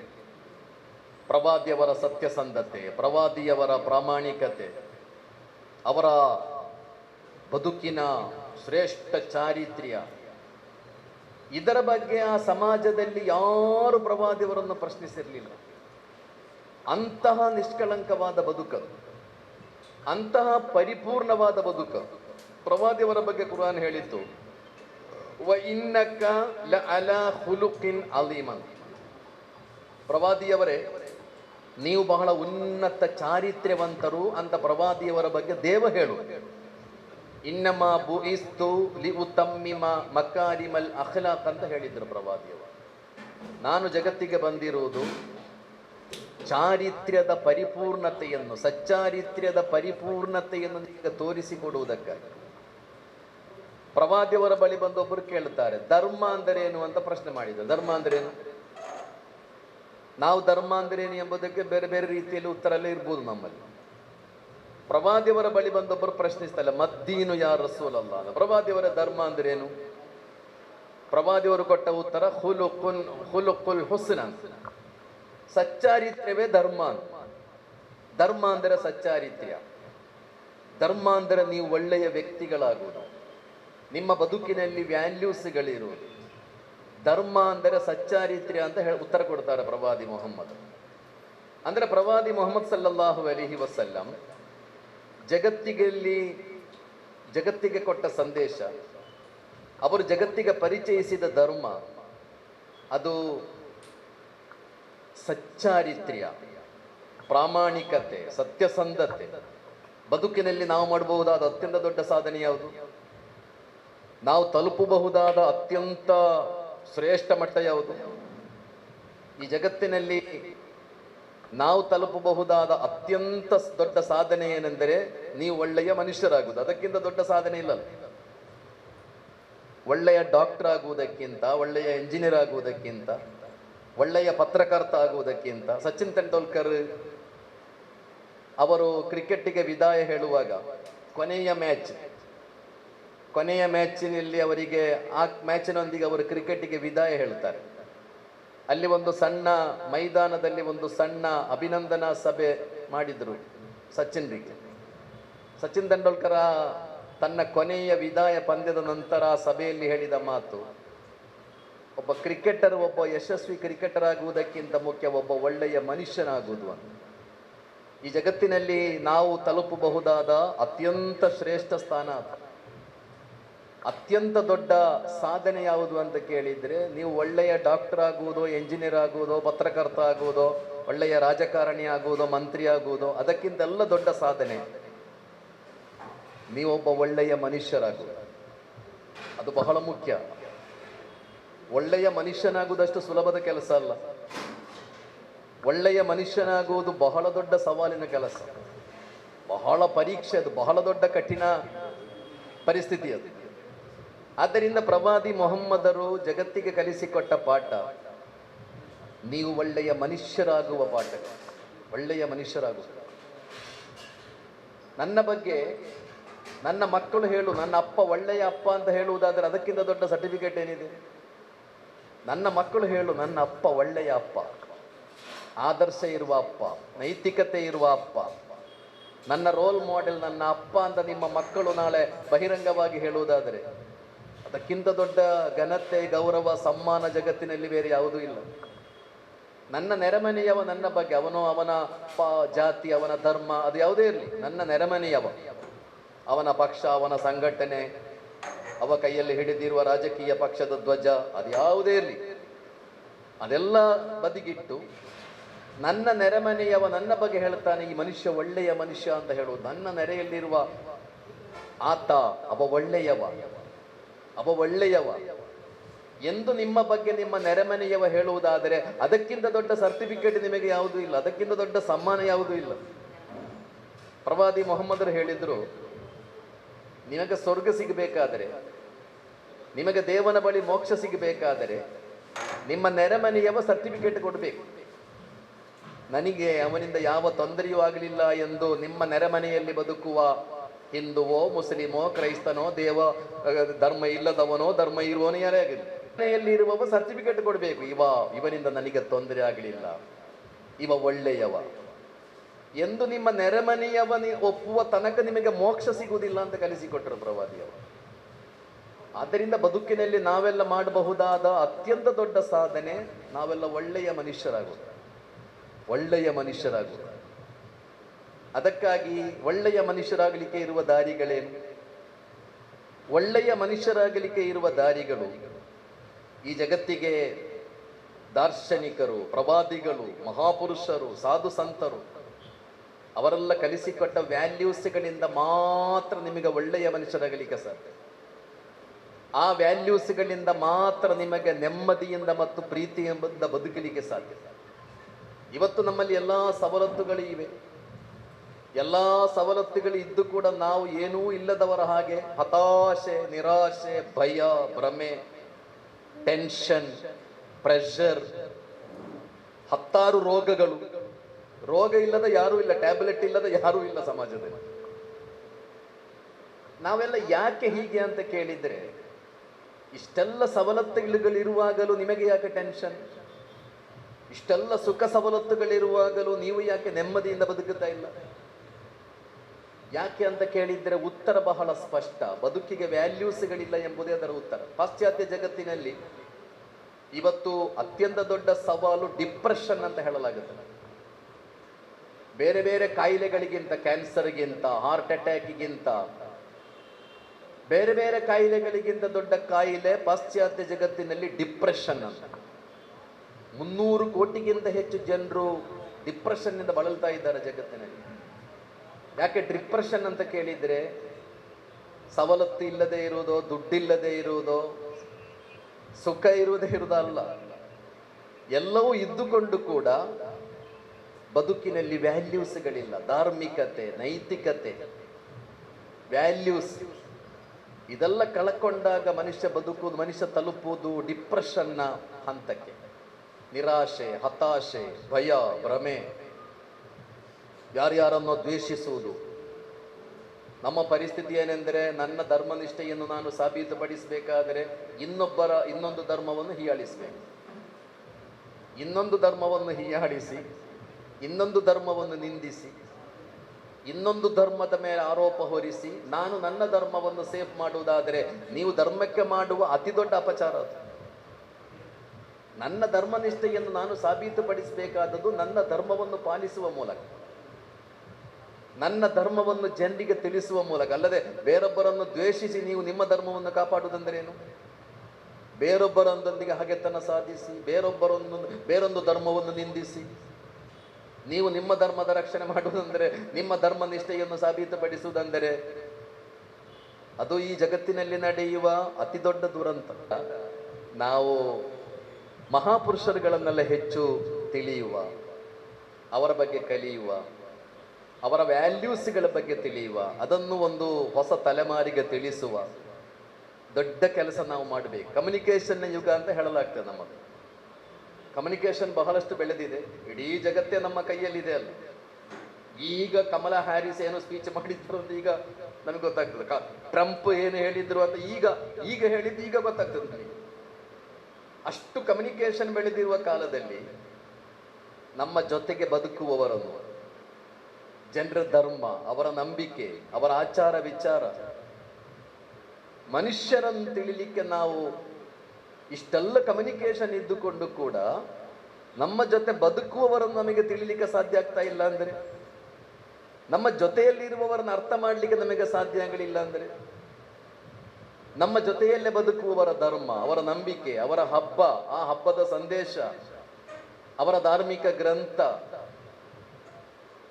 ಅವರ ಸಂಪ್ರದಾಯಗಳು, ಇದನ್ನೇ ನಿಮಗೆ ಅರ್ಥ ಮಾಡಲಿಕ್ಕೆ ಸಾಧ್ಯ ಇಲ್ಲ ಎಂದಾದರೆ ನೀವು ಅಮೆರಿಕಾದಲ್ಲಿ ಏನಾಗ್ತದೆ, ಲಂಡನ್ನಲ್ಲಿ ಏನಾಗ್ತದೆ ಅಂತ ತಿಳಿದೇನು ಪ್ರಯೋಜನ ಇದೆ? ಕಮ್ಯುನಿಕೇಷನ್ನಿಂದ ನಾವು ಫಸ್ಟಿಗೆ ಅರ್ಥ ಮಾಡಬೇಕಾದದ್ದು ಇದಲ್ಲ. ಇಷ್ಟೆಲ್ಲ ಕಮ್ಯುನಿಕೇಷನ್ ಯುಗದಲ್ಲಿ ಬೇರೆಯವರ ಧರ್ಮ ಬಿಡಿ, ನನ್ನ ಅಮ್ಮ ಯಾರು ಅಂತ ತಿಳಿಲಿಕ್ಕೂ ನನಗೆ ಸಾಧ್ಯ ಆಗ್ತಾ ಇಲ್ಲ. ತಂದೆಯ ನೋವು ಅರ್ಥ ಮಾಡಲಿಕ್ಕೂ ಸಾಧ್ಯ ಆಗದ ಮಕ್ಕಳು. ನಮ್ಮ ಕಾಲದ ಬಗ್ಗೆ ಹೇಳಲಾಗುವುದು, ನಮ್ಮಲ್ಲಿ ಸಂಪತ್ತು ಹೆಚ್ಚಾದಷ್ಟು ಬಡತನ ಹೆಚ್ಚಾಗುವುದು ಅಲ್ಲ, ದಾರಿದ್ರ್ಯ ಹೆಚ್ಚಾಗುವುದು ಅಲ್ಲ. ಎಷ್ಟು ಸಂಪತ್ತು ಹೆಚ್ಚಾಗಿ ಒಬ್ಬೊಬ್ಬನ ಕೈಯಲ್ಲಿ ಇರುವ ಸಂಪತ್ತಿಗೆ ಲೆಕ್ಕವೇ ಇಲ್ಲ. 10, 12, 15 ದೇಶಗಳ ವರಮಾನ ಒಬ್ಬೊಬ್ಬ ವ್ಯಕ್ತಿಯ ಕೈಯಲ್ಲಿ ಇದೆ. ಅದು ಅಷ್ಟು ಸಂಪತ್ತಿದೆ ಒಬ್ಬನ ಕೈಯಲ್ಲಿ. ಒಂದೊಂದು ಮದುವೆಗೆ ಎಷ್ಟು ಖರ್ಚಾಗ್ತದೆ ಎಂದು ನಾವು ನೋಡ್ತಾ ಇದ್ದೇವೆ. ಸಂಪತ್ತು ಹೆಚ್ಚಾದಷ್ಟು ಬಡತನ ಹೆಚ್ಚಾಗುವುದು, ಕಮ್ಯುನಿಕೇಶನ್ ಹೆಚ್ಚಾದಷ್ಟು ಅಂತರ ಹೆಚ್ಚಾಗುವುದು, ಗ್ಯಾಪ್ ಹೆಚ್ಚಾಗುವುದು, ವಿದ್ಯಾವಂತರು ಹೆಚ್ಚಾದಷ್ಟು ವೃದ್ಧಾಶ್ರಮಗಳು ಹೆಚ್ಚಾಗುವುದು. ಹೀಗೆ ಒಂದು ರೀತಿಯ ದುರಂತದ ಬದುಕು ನಮ್ಮದು. ಆದ್ದರಿಂದ ಕಮ್ಯುನಿಕೇಷನ್ನ ಈ ಕಾಲದಲ್ಲಿ, ಕಮ್ಯುನಿಕೇಷನ್ ಇಷ್ಟು ಬೆಳೆದಿರುವ ಕಾಲದಲ್ಲಿ, ಕಮ್ಯುನಿಕೇಷನ್ನ ಮೂಲಕವೇ ನಮ್ಮಲ್ಲಿ ಅಂತರ ಹೆಚ್ಚಾಗುವುದು, ವಿಭಜನೆ ಹೆಚ್ಚಾಗುವುದು, ಪರಸ್ಪರ ಅಪನಂಬಿಕೆ ಹೆಚ್ಚಾಗುವುದು, ಗೋಡೆಗಳು ಮತ್ತಷ್ಟು ಗಟ್ಟಿಯಾಗುವುದು. ಇದೆಲ್ಲ ಒಂದು ದೊಡ್ಡ ಅಪಾಯದ ಲಕ್ಷಣ, ದೊಡ್ಡ ದುರಂತದ ಲಕ್ಷಣ. ಈ ನಾಡು ಯಾವ ಕಡೆಗೆ ಹೋಗಬಹುದು, ನಾಳೆಯ ತಲೆಮಾರು ಏನಾಗ್ಬೋದು, ನಮ್ಮ ದೇಶ ಏನಾಗ್ಬೋದು ಹೀಗೆ ಹೋದರೆ, ಹೀಗೆ ನಾವು ಗೋಡೆಗಳನ್ನು ಕಟ್ಟುತ್ತಾ ಹೋದರೆ, ಹೀಗೆ ನಾವು ಅಪನಂಬಿಕೆಯ ವಾತಾವರಣವನ್ನು ಸೃಷ್ಟಿಸ್ತಾ ಹೋದರೆ, ಹೀಗೆ ನಾವು ಅಪರಿಚಿತತೆಯ ವಾತಾವರಣವನ್ನು ಬೆಳೆಸ್ತಾ ಹೋದರೆ, ಹೀಗೆ ಹೇಟ್ ಟು ಸ್ಪೀಚ್ ಮಾಡ್ತಾ ಹೋದರೆ, ದ್ವೇಷ ಭಾಷಣಗಳು ಹೀಗೆ ಮುಂದುವರೆದರೆ ನಮ್ಮ ದೇಶದ ಸ್ಥಿತಿ ಏನಾಗಬಹುದು, ನಾಳೆಯ ಭವಿಷ್ಯ ಏನು, ನಾಳೆಯ ತಲೆಮಾರು, ನಮ್ಮೆಲ್ಲರ ಮಕ್ಕಳು, ಹಿಂದುವಿನ ಮಕ್ಕಳು, ಮುಸ್ಲಿಮನ ಮಕ್ಕಳು, ಕ್ರೈಸ್ತನ ಮಕ್ಕಳು, ಧರ್ಮ ಇಲ್ಲದವನ ಮಕ್ಕಳು, ಅವರು ಯಾವ ಕಡೆಗೆ ತಲುಪಬಹುದು, ಸಮಾಜ ಏನಾಗಬಹುದು ಎಂಬುದರ ಬಗ್ಗೆ ಎಲ್ಲ ಒಂದು ರೀತಿಯ ಆತಂಕ ಎಲ್ಲ ಇರಬೇಕಲ್ಲ, ನಮಗೆ ಖಂಡಿತ ಇರಬೇಕು. ಆದ್ದರಿಂದ ಈ ನಿಟ್ಟಿನಲ್ಲಿ ನಾವೆಲ್ಲ ಧಾರ್ಮಿಕ ಮಹಾಪುರುಷರುಗಳನ್ನು ತಿಳಿಯುವ, ಪರಸ್ಪರ ಧರ್ಮಗಳನ್ನು ಅರ್ಥ ಮಾಡುವ, ಬಸವಣ್ಣನವರ ಚಿಂತನೆಗಳು, ನಾರಾಯಣ ಗುರುಗಳ ಚಿಂತನೆ, ವಿವೇಕಾನಂದರ ಚಿಂತನೆಗಳು, ಪ್ರವಾದಿ ಮೊಹಮ್ಮದರ ಬದುಕು ಮತ್ತು ಸಂದೇಶ, my life is my message. ಅದು ಪ್ರವಾದಿಯವರ ಸಂದೇಶ ಏನು ಅಂತ ಕೇಳಿದರೆ ಅವರ ಬದುಕೇ ಅವರ ಸಂದೇಶ. ಅವರ ಬದುಕನ್ನು ನೀವು ಅಧ್ಯಯನ ಮಾಡಿ ನೋಡಿ, ಎಷ್ಟು ಸ್ವಚ್ಛವಾದ ಬದುಕು, ಎಷ್ಟು ನಿಷ್ಕಳಂಕವಾದ ಬದುಕು. ಅವರನ್ನು ನಂಬದವರ ಮೇಲೆ ಕೂಡ ಬದುಕೆಷ್ಟು ದೊಡ್ಡ ಮಟ್ಟದಲ್ಲಿ ಪ್ರಭಾವ ಬೀರಿದೆ. Michael H. ಹಾರ್ಟ್ ಎಂಬ ಬಹಳ ದೊಡ್ಡ ಮೇಧಾವಿ ದ 100 ಅಂತ ಪುಸ್ತಕ ಬರೆಯುತ್ತಾರೆ. ನೀವು ಗೂಗಲ್ನಲ್ಲಿ ನೋಡಿದರೆ ಸಿಗ್ತದೆ. The most influential personalities of the world history. ಮಾನವ ಇತಿಹಾಸದ ಮೇಲೆ ಪ್ರಭಾವ ಬೀರಿದ 100 ಗಣ್ಯರ ಬಗ್ಗೆ ವಿವರಿಸುವಾಗ ದ 100. ಅವರು 1ನೆಯ ಸ್ಥಾನವನ್ನು ಪ್ರವಾದಿ ಮೊಹಮ್ಮದರಿಗೆ ಕೊಡ್ತಾರೆ. Michael H. ಹಾರ್ಟ್ ಒಬ್ಬ ಕ್ರೈಸ್ತ ಧರ್ಮ ವಿಶ್ವಾಸಿ, ಯೇಸು ಕ್ರಿಸ್ತರ ಮೇಲೆ ನಂಬಿಕೆ ಇಡುವ ವ್ಯಕ್ತಿ. ಯೇಸು ಕ್ರಿಸ್ತನಿಗೆ ಅವರು ಕೊಡುವ ಸ್ಥಾನ 3ನೆಯ ಸ್ಥಾನ. 1ನೆಯ ಸ್ಥಾನ ಪ್ರವಾದಿ ಮೊಹಮ್ಮದರಿಗೆ ಕೊಡ್ತಾರೆ. ಆ ಪುಸ್ತಕದಲ್ಲಿ ಸುಮಾರು 16 ಪೇಜ್ ಅವರು ಪ್ರವಾದಿ ಮೊಹಮ್ಮದರ ಬಗ್ಗೆ ಬರೀತಾರೆ. ಸುಮಾರು 300ಕ್ಕಿಂತ ಹೆಚ್ಚು ಪುಟಗಳಿರುವ ಪುಸ್ತಕ. ಪ್ರವಾದಿ ಮೊಹಮ್ಮದರು ಯಾಕೆ 1ನೆಯ ಸ್ಥಾನ? ಜಗತ್ತಿನಲ್ಲಿ ಮಾನವ ಕುಲದ ಮೇಲೆ ಪ್ರಭಾವ ಬೀರಿರುವ ವ್ಯಕ್ತಿಗಳ ಪೈಕಿ 1ನೆಯ ಸ್ಥಾನದಲ್ಲಿರುವ ವ್ಯಕ್ತಿ ಮೊಹಮ್ಮದ್ ಯಾಕೆ ಅಂತ ಕೇಳಿದರೆ, ಅವರೇನೋ ಪವಾಡ ಮಾಡಿದ್ದಾರೆ ಅಂತ ಅಲ್ಲ ಮೈಕೆಲ್ H. ಹಾರ್ಟ್ ಹೇಳುವುದು. ಅವರ ಪ್ರಾಕ್ಟಿಕಲ್ ಬದುಕು ಅಂತ, ಅವರು ಏನು ಹೇಳಿದ್ದಾರೋ ಹಾಗೆ ಬದುಕಿದ್ರು. ಧಾರ್ಮಿಕತೆ ಮತ್ತು ಲೌಕಿಕತೆಯನ್ನು ಇಷ್ಟು ಯಶಸ್ವಿಯಾಗಿ ಸಮನ್ವಯಗೊಳಿಸಿದ ಬೇರೆ ಮಹಾಪುರುಷರುಗಳು ಜಗತ್ತಿನಲ್ಲಿಲ್ಲ. ಧಾರ್ಮಿಕತೆ ಮತ್ತು ಲೌಕಿಕತೆಯನ್ನು ಇಷ್ಟು ಸಂತುಲಿತವಾಗಿ, ಇಷ್ಟು ಬ್ಯಾಲೆನ್ಸ್ ಆಗಿ ಸಮನ್ವಯಗೊಳಿಸಿದ ಒಬ್ಬ ವ್ಯಕ್ತಿ. ನಮಾಜ್ ಹೇಗೆ ಪುಣ್ಯಕರ್ಮವೋ, ನಿಮ್ಮ ಪತ್ನಿಯನ್ನು ಪ್ರೀತಿಸುವುದು ಅದೇ ರೀತಿಯ ಪುಣ್ಯಕರ್ಮ ಅಂತ ಹೇಳುವುದು. ಉಪವಾಸ ಹೇಗೆ ಪುಣ್ಯಕರ್ಮವೋ, ಸತ್ಯಸಂಧರಾಗಿ ನೀವು ವ್ಯಾಪಾರ ಮಾಡುವುದು ಅಂತಹದ್ದೇ ಪುಣ್ಯಕರ್ಮ. ಧಾರ್ಮಿಕತೆ ಮತ್ತು ಲೌಕಿಕತೆ ಎಂಬ ಇದೆಲ್ಲ ಧಾರ್ಮಿಕ ಕೆಲಸ, ಇದೆಲ್ಲ ಲೌಕಿಕ ಕೆಲಸ, ಹಾಗೆಲ್ಲ ಇವನ್ನು ಸಮನ್ವಯಗೊಳಿಸಿದ, ಇಷ್ಟು ಯಶಸ್ವಿಯಾಗಿ ಸಮನ್ವಯಗೊಳಿಸಿದ ಬೇರೆ ಮಹಾಪುರುಷ ಜಗತ್ತಿನಲ್ಲಿ ಇಲ್ಲ. ಆದ್ದರಿಂದ ಪ್ರವಾದಿ ಮೊಹಮ್ಮದರ ಬಗ್ಗೆ ಒಂದು ಅಭಿಯಾನ ನಡೆಸುವಾಗ ಆ ವ್ಯಕ್ತಿತ್ವ, ಆ ಬದುಕು, ಆ ಸಂದೇಶ, ಆ ಬೆಳಕು ಅದು ಇವತ್ತಿನ ಸಮಾಜಕ್ಕೆ ಖಂಡಿತ ಅಗತ್ಯ ಇದೆ. ಮಹಾಪುರುಷರುಗಳ, ದಾರ್ಶನಿಕರ ಸಂದೇಶಗಳು ನಮಗೆಲ್ಲ ಅಗತ್ಯ ಇದೆ. ಆದ್ದರಿಂದ ನಿಮ್ಮೊಂದಿಗೆ ನಾವು ವಿನಂತಿಸ್ತಾ ಇರೋದು, ಈ ಅಭಿಯಾನದ ಬಗ್ಗೆ ನೀವು ಹೆಚ್ಚು ಪತ್ರಕರ್ತರಂದರೆ ನಿಮಗೆ ಹೆಚ್ಚು ಹೆಚ್ಚು ಜನರಿಗೆ ತಲುಪಿಸುವ ಸಾಮರ್ಥ್ಯ ಇರುವವರು, ನೀವು ಈ ಅಭಿಯಾನದ ಬಗ್ಗೆ, ಈ ಸಂದೇಶಗಳ ಬಗ್ಗೆ ಹಾಗೂ ಒಂದು ಒಳ್ಳೆಯ ಸಮಾಜವನ್ನು ನಿರ್ಮಿಸಲಿಕ್ಕೆ ಬೇಕಾದ ಈ ಪ್ರಯತ್ನಗಳಿಗಾಗಿ ನೀವೆಲ್ಲ ಕೈ ಜೋಡಿಸಬೇಕು. ಕಾರಂತ ಪತ್ರಕರ್ತರ ಸಂಘದ ಜಿಲ್ಲಾಧ್ಯಕ್ಷರಾದ ಶ್ರೀನಿವಾಸ್ ನಾಯ್ಕ್ ಇಂದಾಚೆ ಪುಸ್ತಕವನ್ನು ಬಿಡುಗಡೆ ಮಾಡಿದರು. ನಂತರ ಅವರು ಮಾತನಾಡಿದರು. ಪತ್ರಕರ್ತ ಮಿತ್ರರೇ, ಇವತ್ತು ಪ್ರವಾದಿ ಮೊಹಮ್ಮದ್ ಅವರ ಇಡೀ ಅವರೊಂದು ಈ ಒಂದು ವಿಶ್ವಕ್ಕಾಗಿ ಅವರ ತ್ಯಾಗ ಮತ್ತು ಮಾನವತಾವಾದಿಯಾಗಿ ಅವರು ಇವತ್ತೊಂದು ವಿಶ್ವಕ್ಕೆ ಒಳ್ಳೆಯ ಸಂದೇಶವನ್ನು ಕೊಟ್ಟವರು. ಇವತ್ತು ನಾವು ಸರ್ವ ಜಾತಿ ಮತ ಭೇದ ಎಲ್ಲ ಧರ್ಮದವರು ಕೂಡ ಇವತ್ತು ಒಟ್ಟಾಗಿ ಜೀವನ ಮಾಡುವ ಈ ಸಂದರ್ಭದಲ್ಲಿ ಶಾಂತಿ ಪ್ರಕಾಶನ ಮೂಲಕ ಈ ಒಂದು ಪ್ರವಾದಿ ಮೊಹಮ್ಮದರ ಲೇಖನ ಸಂಕಲನಗಳನ್ನು ಇವತ್ತು ಬಿಡುಗಡೆ ಮಾಡುವ ಒಂದು ಅವಕಾಶ ನಮಗೆ ಸಿಕ್ಕಿರೋದು ಒಳ್ಳೆಯ ಅವಕಾಶ ಅಂತ ಹೇಳಿ ಬಿಡುಗಡೆ ಮಾಡುವಾಗ ನಮಗೆ ಹಬ್ಬಗಳ ಸಾಲು ನಮಗೆ ಮೊನ್ನೆ ಚೌತಿ ಹಬ್ಬ ಆಯಿತು, ಮತ್ತು ಮೋಂತಿ ಹಬ್ಬ ಆಯಿತು. ಈಗ ಸೋಮವಾರ ನಾವು ಈದ್ ಮಿಲಾದ್ ಹಬ್ಬ ಕೂಡ ಆಚರಣೆ ಮಾಡ್ತಾ ಇದ್ದೇವೆ. ಹಾಗಾಗಿ ಇದೊಂದು ಸೂಕ್ತವಾದ ಸಮಯದಲ್ಲಿ ಜಮಾತೆ ಹಿಂದವರು ನಮಗೆ ಒಂದು ಎಲ್ಲ ಜನರಿಗೆ ಪ್ರವಾದಿ ಮೊಹಮ್ಮದರ ಬಗ್ಗೆ ನಾವು ಇನ್ನಷ್ಟು ತಿಳಿದುಕೊಳ್ಳುವರಾಗಬೇಕು. ಅವರ ತ್ಯಾಗದ ಒಂದು ಶಾಂತಿ ಸೌಹಾರ್ದತೆಯ ಸಂದೇಶವನ್ನು ನಾವು ಎಲ್ಲ ಜಾತಿ ಧರ್ಮ ಮತ ಜನ ಒಟ್ಟಾಗಿ ಇದನ್ನು ಓದಿ ನಾವು ಒಟ್ಟಾಗಿ ಸಹಬಾಳ್ವೆಯ ಜೀವನವನ್ನು ಮಾಡುವಂತಾಗಬೇಕು. ಈ ನಿಟ್ಟಿನಲ್ಲಿ ಇವತ್ತು ಅವರ ಕುರಿತಾಗಿ ಅವರ ಒಂದು ತ್ಯಾಗದ ವಿಷಯ ಆಗಿ ಬೇರೆ ಬೇರೆ ವಿಷಯಗಳ ಬಗ್ಗೆ ಇವತ್ತು ಪುಸ್ತಕವನ್ನು ಹೊರತಂದಿರುವುದಕ್ಕಾಗಿ ನನ್ನ ಜಮಾತೆ ಹಿಂದೂ ಇಸ್ಲಾಮಿಯವರಿಗೆ ವಿಶೇಷವಾದ ಅಭಿನಂದನೆಯನ್ನು ಸಲ್ಲಿಸ್ತೇವೆ. ನಾವು ಕೂಡ ಹಾಗೆ ಪ್ರತಿಯೊಬ್ಬರು ಮಾನವತಾವಾದಿಗಳಾಗಿ ಬದುಕಬೇಕು ಎಂಬುದೇ ಅವರ ಸಂದೇಶವಾಗಿದೆ. ನಾವು ಕೂಡ ಜಾತಿ ಮತ ಕಂದರವನ್ನು ಬಿಟ್ಟು ಎಲ್ಲರೂ ಕೂಡ ಒಗ್ಗಟ್ಟಿನಲ್ಲಿ ಜೀವನವನ್ನು ಮಾಡಿದರೆ ಈ ದೇಶ ಈ ರಾಷ್ಟ್ರ ಅಭಿವೃದ್ಧಿ ನಮ್ಮ ರಾಜ್ಯ ಅಭಿವೃದ್ಧಿ ಆಗಲಿಕ್ಕೆ ಖಂಡಿತ ಸಾಧ್ಯ ಇದೆ. ಹಾಗಾಗಿ ಅವರ ಈ ಒಂದು ಸಂದೇಶವನ್ನು ನಾವು ಎಲ್ಲರೂ ನಮ್ಮ ಜೀವನದಲ್ಲಿ ಅಳವಡಿಸಿಕೊಳ್ಳುವಂತಾಗಲಿ ಅಂತ. ಉಳ್ಳಾಲ ಕಾರಂತ ಪತ್ರಕರ್ತರ ಸಂಘದ ಅಧ್ಯಕ್ಷರಾದ ವಸಂತ ಕೊಣಾಜೆ ಹಾಗೂ ಪ್ರಧಾನ ಕಾರ್ಯದರ್ಶಿ ಶಶಿಧರ ಪೊಯ್ಯತ್ತಬೈಲ್ ಈ ಸಂದರ್ಭ ಮಾತನಾಡಿದರು. ಪ್ರವಾದಿ ಮೊಹಮ್ಮದ್ ಮಹಾನ್ ಚಾರಿತ್ರ್ಯವಂತ ಅನ್ನುವಂತಹ ಒಂದು ಪುಸ್ತಕದ ಬಿಡುಗಡೆ ಲೋಕಾರ್ಪಣೆ ಇವತ್ತು ನಮ್ಮ ಉಳ್ಳಾಲ ತಾಲೂಕು ಪ್ರೆಸ್ ಕ್ಲಬ್ನಲ್ಲಿ ನಡೀಲಿಕ್ಕೆ ಇರುವಂಥದ್ದು ಬಹಳ ಸಂತೋಷ ತಂದಿದೆ. ಇವತ್ತು ಬೆಳಗಿನಿಂದಲೇ ಈ ಪ್ರೆಸ್ ಕ್ಲಬ್ಬಲ್ಲಿ ಸ್ವಲ್ಪ ಬ್ಯುಸಿ ಶೆಡ್ಯೂಲಲ್ಲಿ ಬೇರೆ ಬೇರೆ ಕಾರ್ಯಕ್ರಮಗಳಾಯಿತು.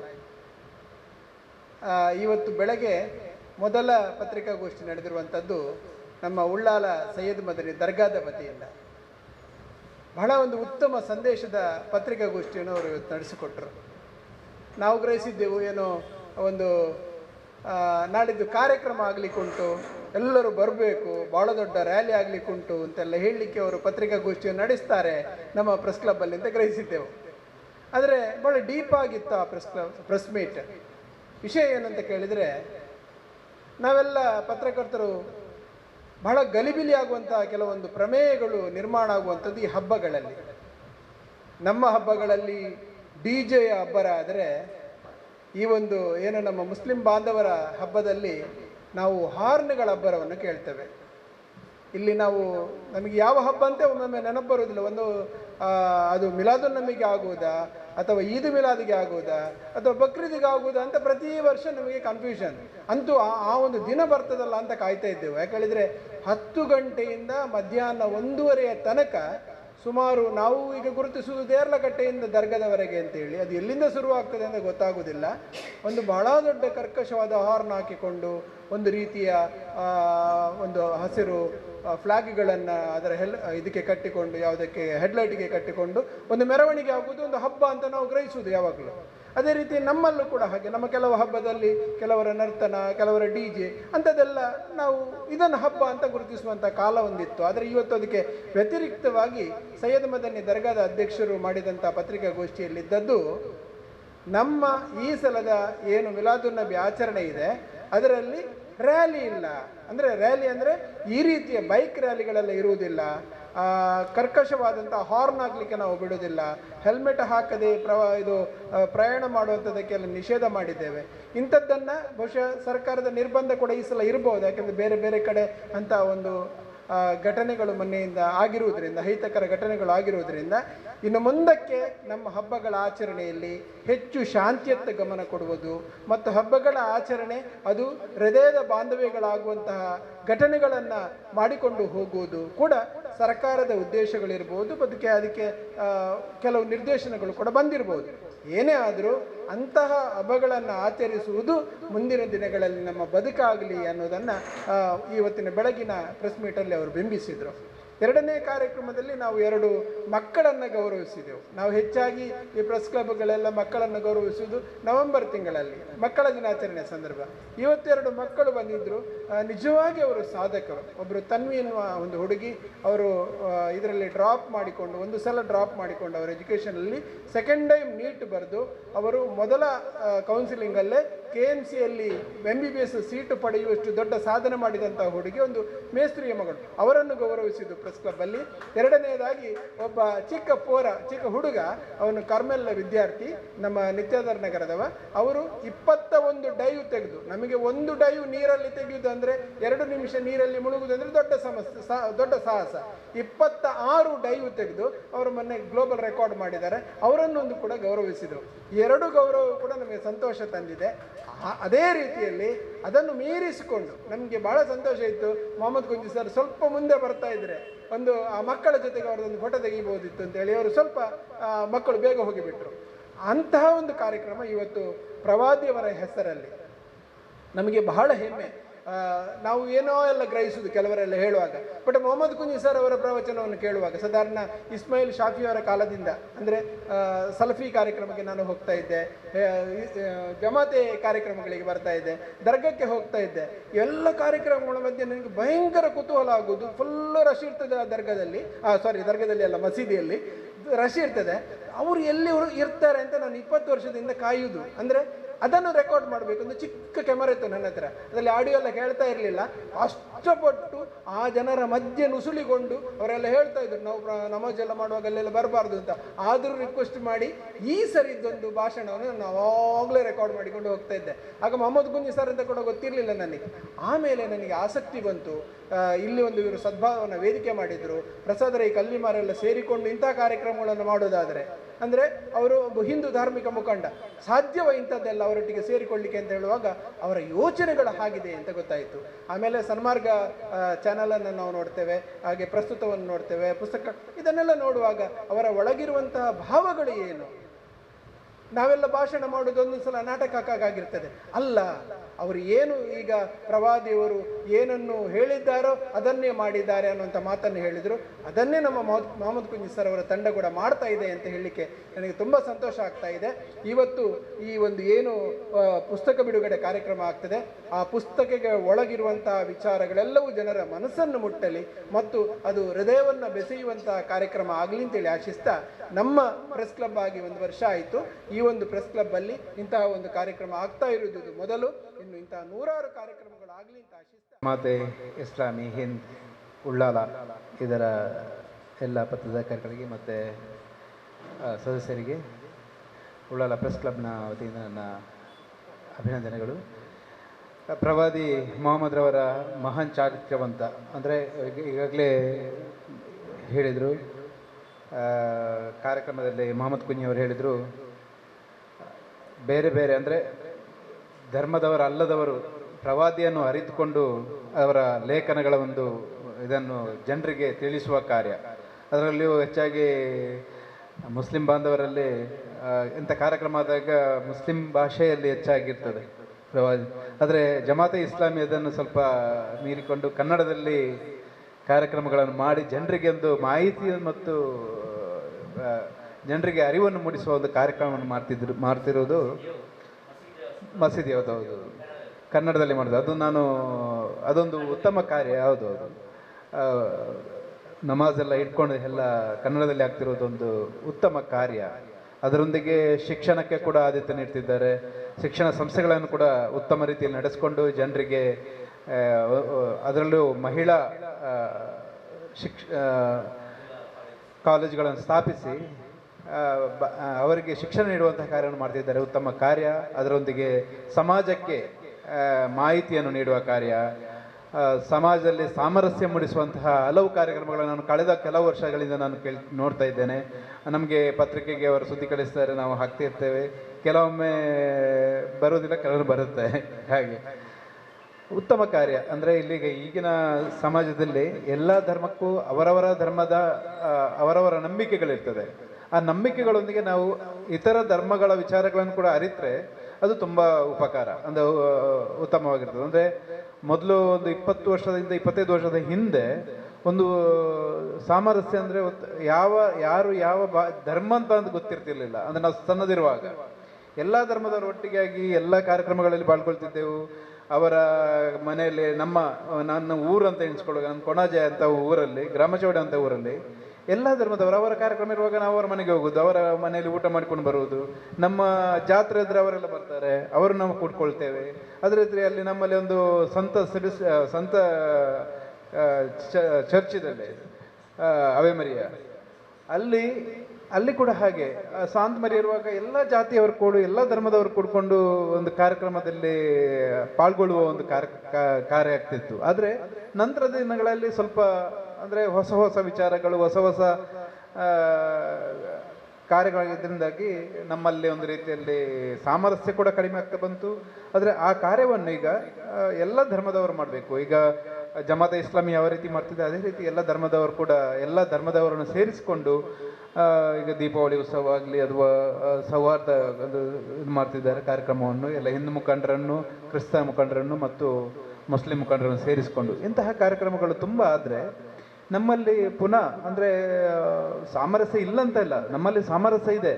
ಅದು ಯಾವುದೋ ಒಂದು ಕೆಟ್ಟ ಗಳಿಗೆಯಲ್ಲಿ ಅಂತ ಒಂದು ಸಮಸ್ಯೆಗಳು ಬರ್ತದೆ. ಆವಾಗ ಅದಕ್ಕೆ ಅಂದರೆ ಮುಖ್ಯವಾಗಿ ಯುವ ಜನರಲ್ಲಿ ಅವರಲ್ಲಿ ಒಂದು ರೀತಿಯ ಸಾಮರಸ್ಯ ಮೂಡಿಸುವ ಕಾರ್ಯ ಆಗಬೇಕಾದ್ರೆ ಹೊಸ ಅವರ ಚಿಂತನೆಗಳೆಲ್ಲ ಆ ಚಿಂತನೆಗಳನ್ನು ಚೇಂಜ್ ಮಾಡಬೇಕು. ಮತ್ತು ಸಾಮಾಜಿಕ ಕೆಲವು ಮೌಢ್ಯಗಳನ್ನೆಲ್ಲ ತೆಗೆಯುವ ಕಾರ್ಯವನ್ನು ಮಾಡಬೇಕು. ಆ ಕಾರ್ಯವನ್ನು ಜಮಾತೆ ಇಸ್ಲಾಮಿ ಹಿಂದ್ ಉಳ್ಳಾಲ ಘಟಕ ಮಾಡ್ತಿರುವುದು ಶ್ಲಾಘನೀಯ. ಅದರೊಂದಿಗೆ ಸಾಮಾಜಿಕ ಕಾರ್ಯಗಳಲ್ಲಿ ಕೂಡ ಅವರು ತೊಡಗಿಸ್ಕೊಂಡಿದ್ದಾರೆ. ಈಗಾಗಲೇ ಅವರು ಹೇಳಿದರು, ಸಾಧಾರಣ ವರ್ಷಕ್ಕೆ 35 ಲಕ್ಷ ತನಕ ಎಲ್ಲ ಧರ್ಮದವರನ್ನು, ಎಲ್ಲ ಜಾತಿಯವರನ್ನು ಸೇರಿಸಿಕೊಂಡು ಅವರಿಗೆ ಸಹಾಯ ಹಸ್ತ ನೀಡುವ ಕಾರ್ಯಕ್ರಮ ಮಾಡ್ತಿದ್ದಾರೆ. ಇಂತಹ ಕಾರ್ಯಗಳು ನಡೆದಾಗ ಒಂದು ಜನರಲ್ಲಿ ಮತ್ತು ಸಮಾಜದಲ್ಲಿ ಒಂದು ಸಂಘಟನೆಯ ಮೇಲೆ ಉತ್ತಮ ನಂಬಿಕೆಗಳು ಬರ್ತದೆ. ಆ ನಂಬಿಕೆಗಳೊಂದಿಗೆ ನಾವು ಅವರೊಂದಿಗೆ ಸೇರಿಕೊಂಡು ಉತ್ತಮ ಸಾಮರಸ್ಯ ಸಮಾಜವನ್ನು ಕಟ್ಬೋದು. ಉಳ್ಳಾಲದಲ್ಲಿ ಕೂಡ ಇಂತಹ ಕಾರ್ಯಕ್ರಮಗಳಾಗ್ತಿರೋದು ಉತ್ತಮ ಕಾರ್ಯ. ಅದೇ ರೀತಿ ಪ್ರವಾದಿ ಮೊಹಮ್ಮದ್ ಅವರ ಮಹಾನ್ ಚಾರಿತ್ರ್ಯವಂತ ಸಂದೇಶದ ಅಭಿಯಾನ ಪ್ರತಿ ವರ್ಷ ನಡೆಸ್ತಿದ್ದಾರೆ. ಈ ವರ್ಷ ಕೂಡ ಆ ಕಾರ್ಯಕ್ರಮವನ್ನು ಹಮ್ಮಿಕೊಳ್ತಿದ್ದಾರೆ. ಇದರಿಂದಾಗಿ ಎಲ್ಲರೂ ಇದನ್ನು ಅರಿತುಕೊಂಡು, ಎಲ್ಲ ಜಾತಿ ಧರ್ಮದವರು ಅರಿತುಕೊಂಡು ನಾವು ಒಂದೇ ಅಣ್ಣ ತಮ್ಮಂದಿರಾಗೆ ಬಾಳುವ ಒಂದು ಕೆಲಸ ಮಾಡಬೇಕು. ಮತ್ತು ಅವರ ಚಿಂತನೆಗಳನ್ನು ನಾವು ಅಳಿಸ್ಕೊಳ್ಬೇಕು. ಯಾವುದು ಬೇಕು ಅದನ್ನು ಅಳಿಸ್ಕೊಳ್ಬೇಕು. ನಮ್ಮಲ್ಲಿ ಬೇರೆ ಬೇರೆ ಧರ್ಮದಲ್ಲಿ ಬೇರೆ ಬೇರೆ ಧರ್ಮದ ಜಾತಿಯ ಒಂದು ಧರ್ಮ ಗ್ರಂಥಗಳಿವೆ. ಅದರಲ್ಲಿ ಉತ್ತಮವನ್ನು ನಾವು ತಗೊಂಡು ನಾವು ಅದನ್ನು ಜೀವನದಲ್ಲಿ ಅಳವಡಿಸ್ಕೊಂಡ್ರೆ ನಾವು ಕೂಡ ಒಂದು ಉತ್ತಮ, ಮುಖ್ಯವಾಗಿ ಮಾನವೀಯತೆಯನ್ನು ಬೆಳೆಸ್ಕೊಳ್ಬೇಕು. ಎಲ್ಲರೂ ಆ ಮಾನವೀಯತೆಯನ್ನು ಬೆಳೆಸ್ಕೊಂಡ್ರೆ ಖಂಡಿತವಾಗಿ ನಮ್ಮ ಬದುಕಲ್ಲಿ ಅಳವಡಿಸ್ಕೊಂಡ್ರೆ ನಾವು ಜೀವನದಲ್ಲಿ ಯಶಸ್ವಿಯಾಗಲು ಸಾಧ್ಯ. ಇಂತಹ ಕಾರ್ಯಕ್ರಮ ಹಮ್ಮಿಕೊಂಡಿರುವಂತಹ ಜಮಾತೆ ಇಸ್ಲಾಮಿ ಹಿಂದ್ ಉಳ್ಳಾಲ ಇವರಿಗೆ ನನ್ನ ಅನಂತ ಧನ್ಯವಾದಗಳನ್ನು ಹೇಳುತ್ತಾ, ಜಮಾತೆ ಇಸ್ಲಾಮಿ ಹಿಂದ್ ವಲಯ ಕಾರ್ಯದರ್ಶಿ ಇಲ್ಯಾಸ್ ಇಸ್ಮಾಯಿಲ್, ಕಾರ್ಯನಿರತ ಪತ್ರಕರ್ತರ ಸಂಘದ ಜಿಲ್ಲಾ ಕೋಶಾಧಿಕಾರಿ ಪುಷ್ಪರಾಜ್, ಉಪಾಧ್ಯಕ್ಷರಾದ ಭಾಸ್ಕರ್ ರೈಕಟ್ಟ ಮುಂತಾದವರು ಈ ವೇಳೆ ಹಾಜರಿದ್ದರು. ಜಮಾತೆ ಇಸ್ಲಾಮಿ ಹಿಂದ್ ಉಳ್ಳಾಲ ಸ್ಥಾನೀಯ ಅಧ್ಯಕ್ಷರಾದ ಅಬ್ದುಲ್ ಕರೀಂ ಸ್ವಾಗತಿಸಿ ಪ್ರಾಸ್ತಾವಿಕವಾಗಿ ಮಾತನಾಡಿದರು. ಎಲ್ಲ ಧರ್ಮಗಳ ಮಹಾಪುರುಷರ ಹುಟ್ಟಿದ ದಿನ ಬರ್ತದೆ. ಮೊನ್ನೆಯಾಗಿ ನಮ್ಮ ಶ್ರೀಕೃಷ್ಣ ಜನ್ಮಾಷ್ಟಮಿ ಬಂತು ಅಲ್ಲ, ಶ್ರೀ ಗಣಪತಿ ಅವರ ಜನ್ಮಾಷ್ಟಮಿ ಬಂತು. ಇದರಲ್ಲೆಲ್ಲ ನಾವು ಪಾಲ್ಗೊಂಡಿದ್ದೆವು ಎಲ್ಲ ಕಡೆಗಳು ಕೂಡ.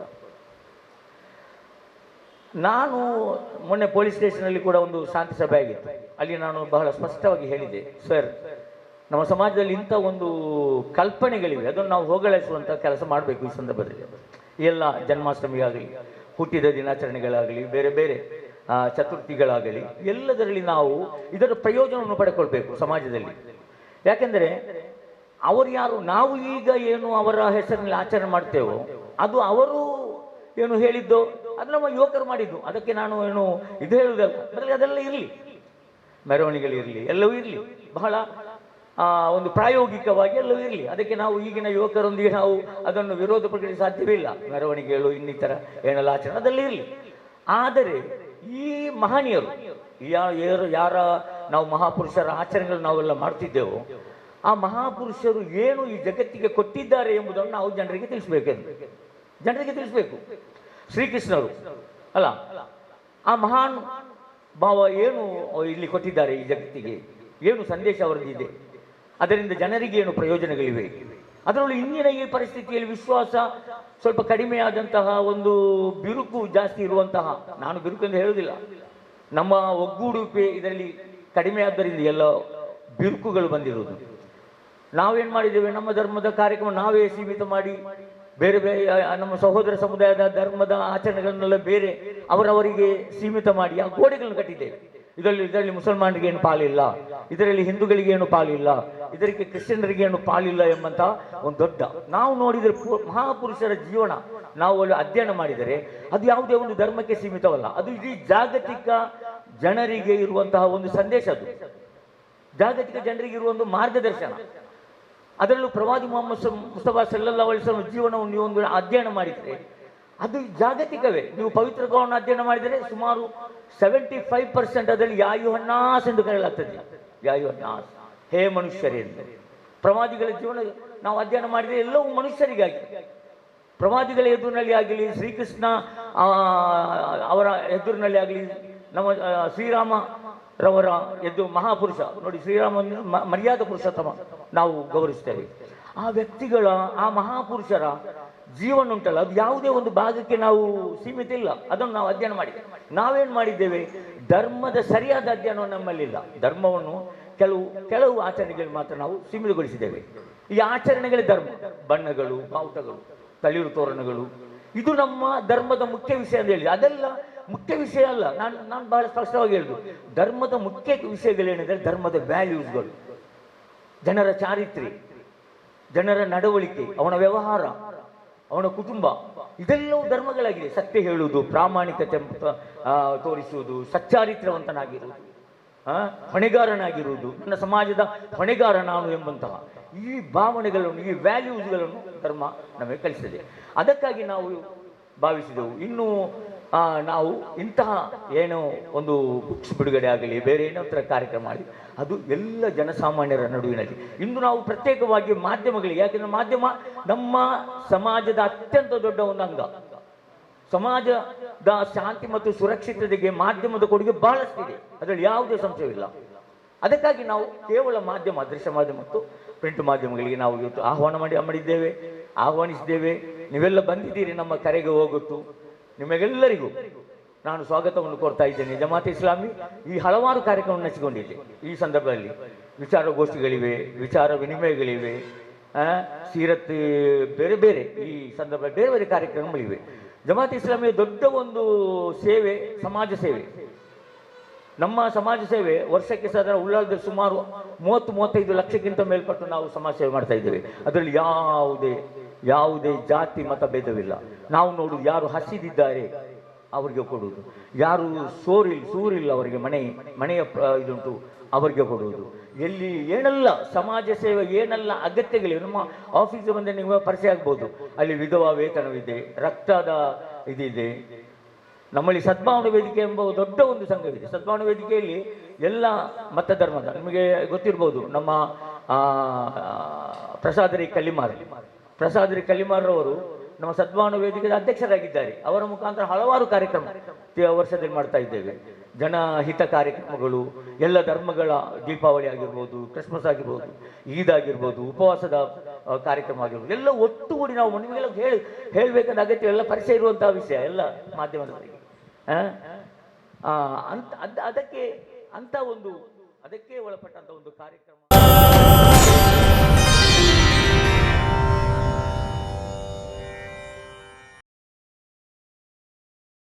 ಉಳ್ಳಾಲ ತಾಲೂಕು ಕಾರ್ಯನಿರತ ಪತ್ರಕರ್ತರ ಸಂಘದ ವತಿಯಿಂದ ತೊಕ್ಕೂಟಿನ ಸೇವಾ ಸೌಧದಲ್ಲಿರುವ ಉಳ್ಳಾಲ ಪ್ರೆಸ್ ಕ್ಲಬ್ಬಲ್ಲಿ ಶನಿವಾರದಂದು ತಿಂಗಳ ಬೆಳಕು ಗೌರವ ಅತಿಥಿ ಕಾರ್ಯಕ್ರಮದ 5ನೇ ಸರಣಿ ಕಾರ್ಯಕ್ರಮವನ್ನು ಉದ್ಯಮಿ ರಾಧಾಕೃಷ್ಣ ರೈ ಉದ್ಘಾಟಿಸಿದರು.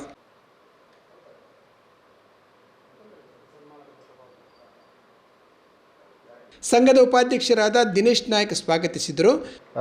ಪ್ರೆಸ್ ಕ್ಲಬ್ ಉಳ್ಳಾಲದ ವತಿಯಿಂದ ನಡೆಯುವ ತಿಂಗಳ ಬೆಳಕು ಗೌರವ ಅತಿಥಿ ಕಾರ್ಯಕ್ರಮಕ್ಕೆ ತಮ್ಮೆಲ್ಲರನ್ನು ಸ್ವಾಗತಿಸುತ್ತಿದ್ದೇನೆ. ಈ ಕಾರ್ಯಕ್ರಮಕ್ಕೆ ದೀಪ ಬೆಳಗಿಸಲು ಬಂದಿರುವಂತಹ ನಮ್ಮ ಖ್ಯಾತ ಉದ್ಯಮಿ ರಾಧಾಕೃಷ್ಣ ರೈ ಉಮಿಯಾ ಅವರನ್ನು ಕಾರ್ಯಕ್ರಮಕ್ಕೆ ಹೃತ್ಪೂರ್ವಕವಾಗಿ ಸ್ವಾಗತಿಸಿದ್ದಾನೆ. ಬಂಧುಗಳೇ, ಸಮಾಜದಲ್ಲಿ ಖಾಲಿ ಹಣ ಮಾಡಿದರೆ ಸಾಕಾಗಲ್ಲ. ಆ ಹಣವನ್ನು ಸದ್ಬಳಕೆ ಮಾಡಬೇಕು. ಸಮಾಜದ ಒಂದು ದೀನ ದಲಿತರಿಗೆ ಒಂದು ಸದ್ವಿನಿಯೋಗ ಮಾಡುವ ಆ ಒಂದು ಗುಣ ಎಲ್ಲರಿಗೂ ಬರುವುದಿಲ್ಲ. ನಾನು ರಾಧಾಕೃಷ್ಣ ರೈ ಉಮಿಯಾ ಅವರ ಆಪ್ತನಲ್ಲರೂ ಸಹ ಅವರ ಕಾರ್ಯಚಟುವಟಿಕೆಯನ್ನೆಲ್ಲ ಗಮನಿಸ್ತಿರ್ತೇನೆ. ಹಾಗೆ ಅವರಿಗೆ ದೇವರು ಇನ್ನಷ್ಟು ಅವರಿಗೆ ಆ ಒಂದು ದೀನ ದಲಿತರ ಒಂದು ಸೇವೆಯನ್ನು ಮಾಡುವಂತಹ ಶಕ್ತಿ ಕೊಡಲಿ. ನಮ್ಮ ಕಾರ್ಯಕ್ರಮಕ್ಕೆ ಅವರನ್ನು ಹೃತ್ಪೂರ್ವಕವಾಗಿ ಮತ್ತೊಮ್ಮೆ ಸ್ವಾಗತಿಸಿದ್ದೇನೆ. ಹಾಗೆ ನಮ್ಮ ಇಂದಿನ ಈ ದಿನದ ಸಾಧಕರಾಗಿ ಬಂದಿರುವಂತಹ ಕುಮಾರಿ ತನ್ವಿಯವರು KMCಯಲ್ಲಿ ಮೆಡಿಕಲ್ ಸೀಟ್, ಒಂದು ಬಡತನ ಅನ್ನೋದು ಶಾಪ ಅಲ್ಲಂತೆ.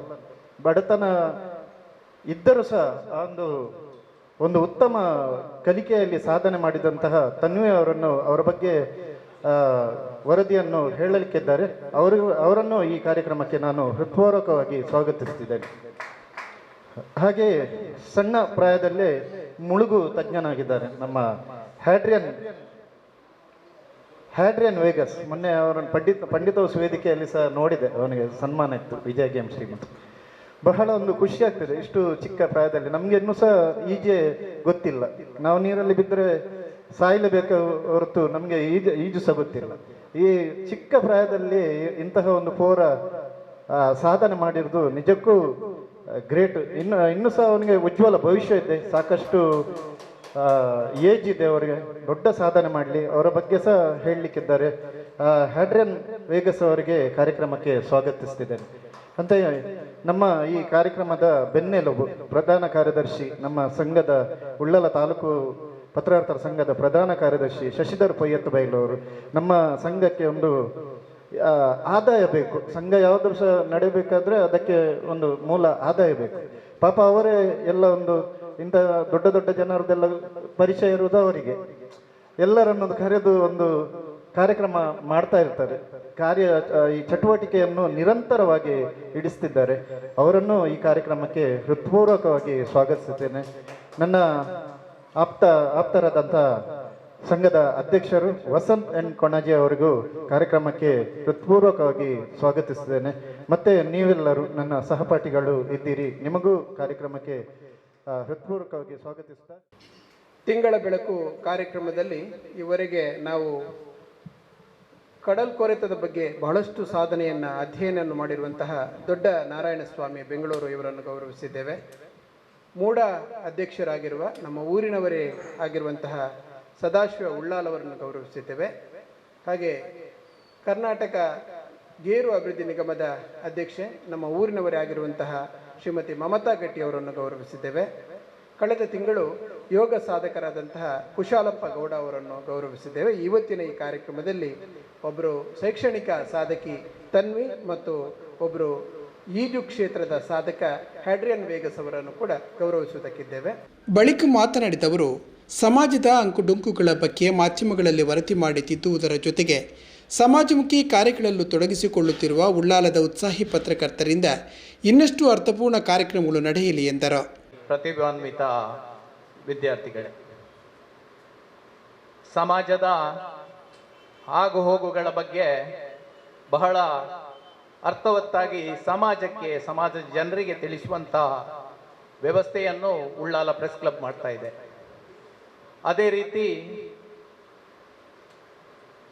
ಸಾಧಕರಿಗೆ ಸಾಧಕರನ್ನು ಒಂದು ಗುರುತಿಸುವಂಥ ಕೆಲಸವನ್ನು ಈ ಕ್ಲಬ್ ಮಾಡ್ತಾ ಇದೆ.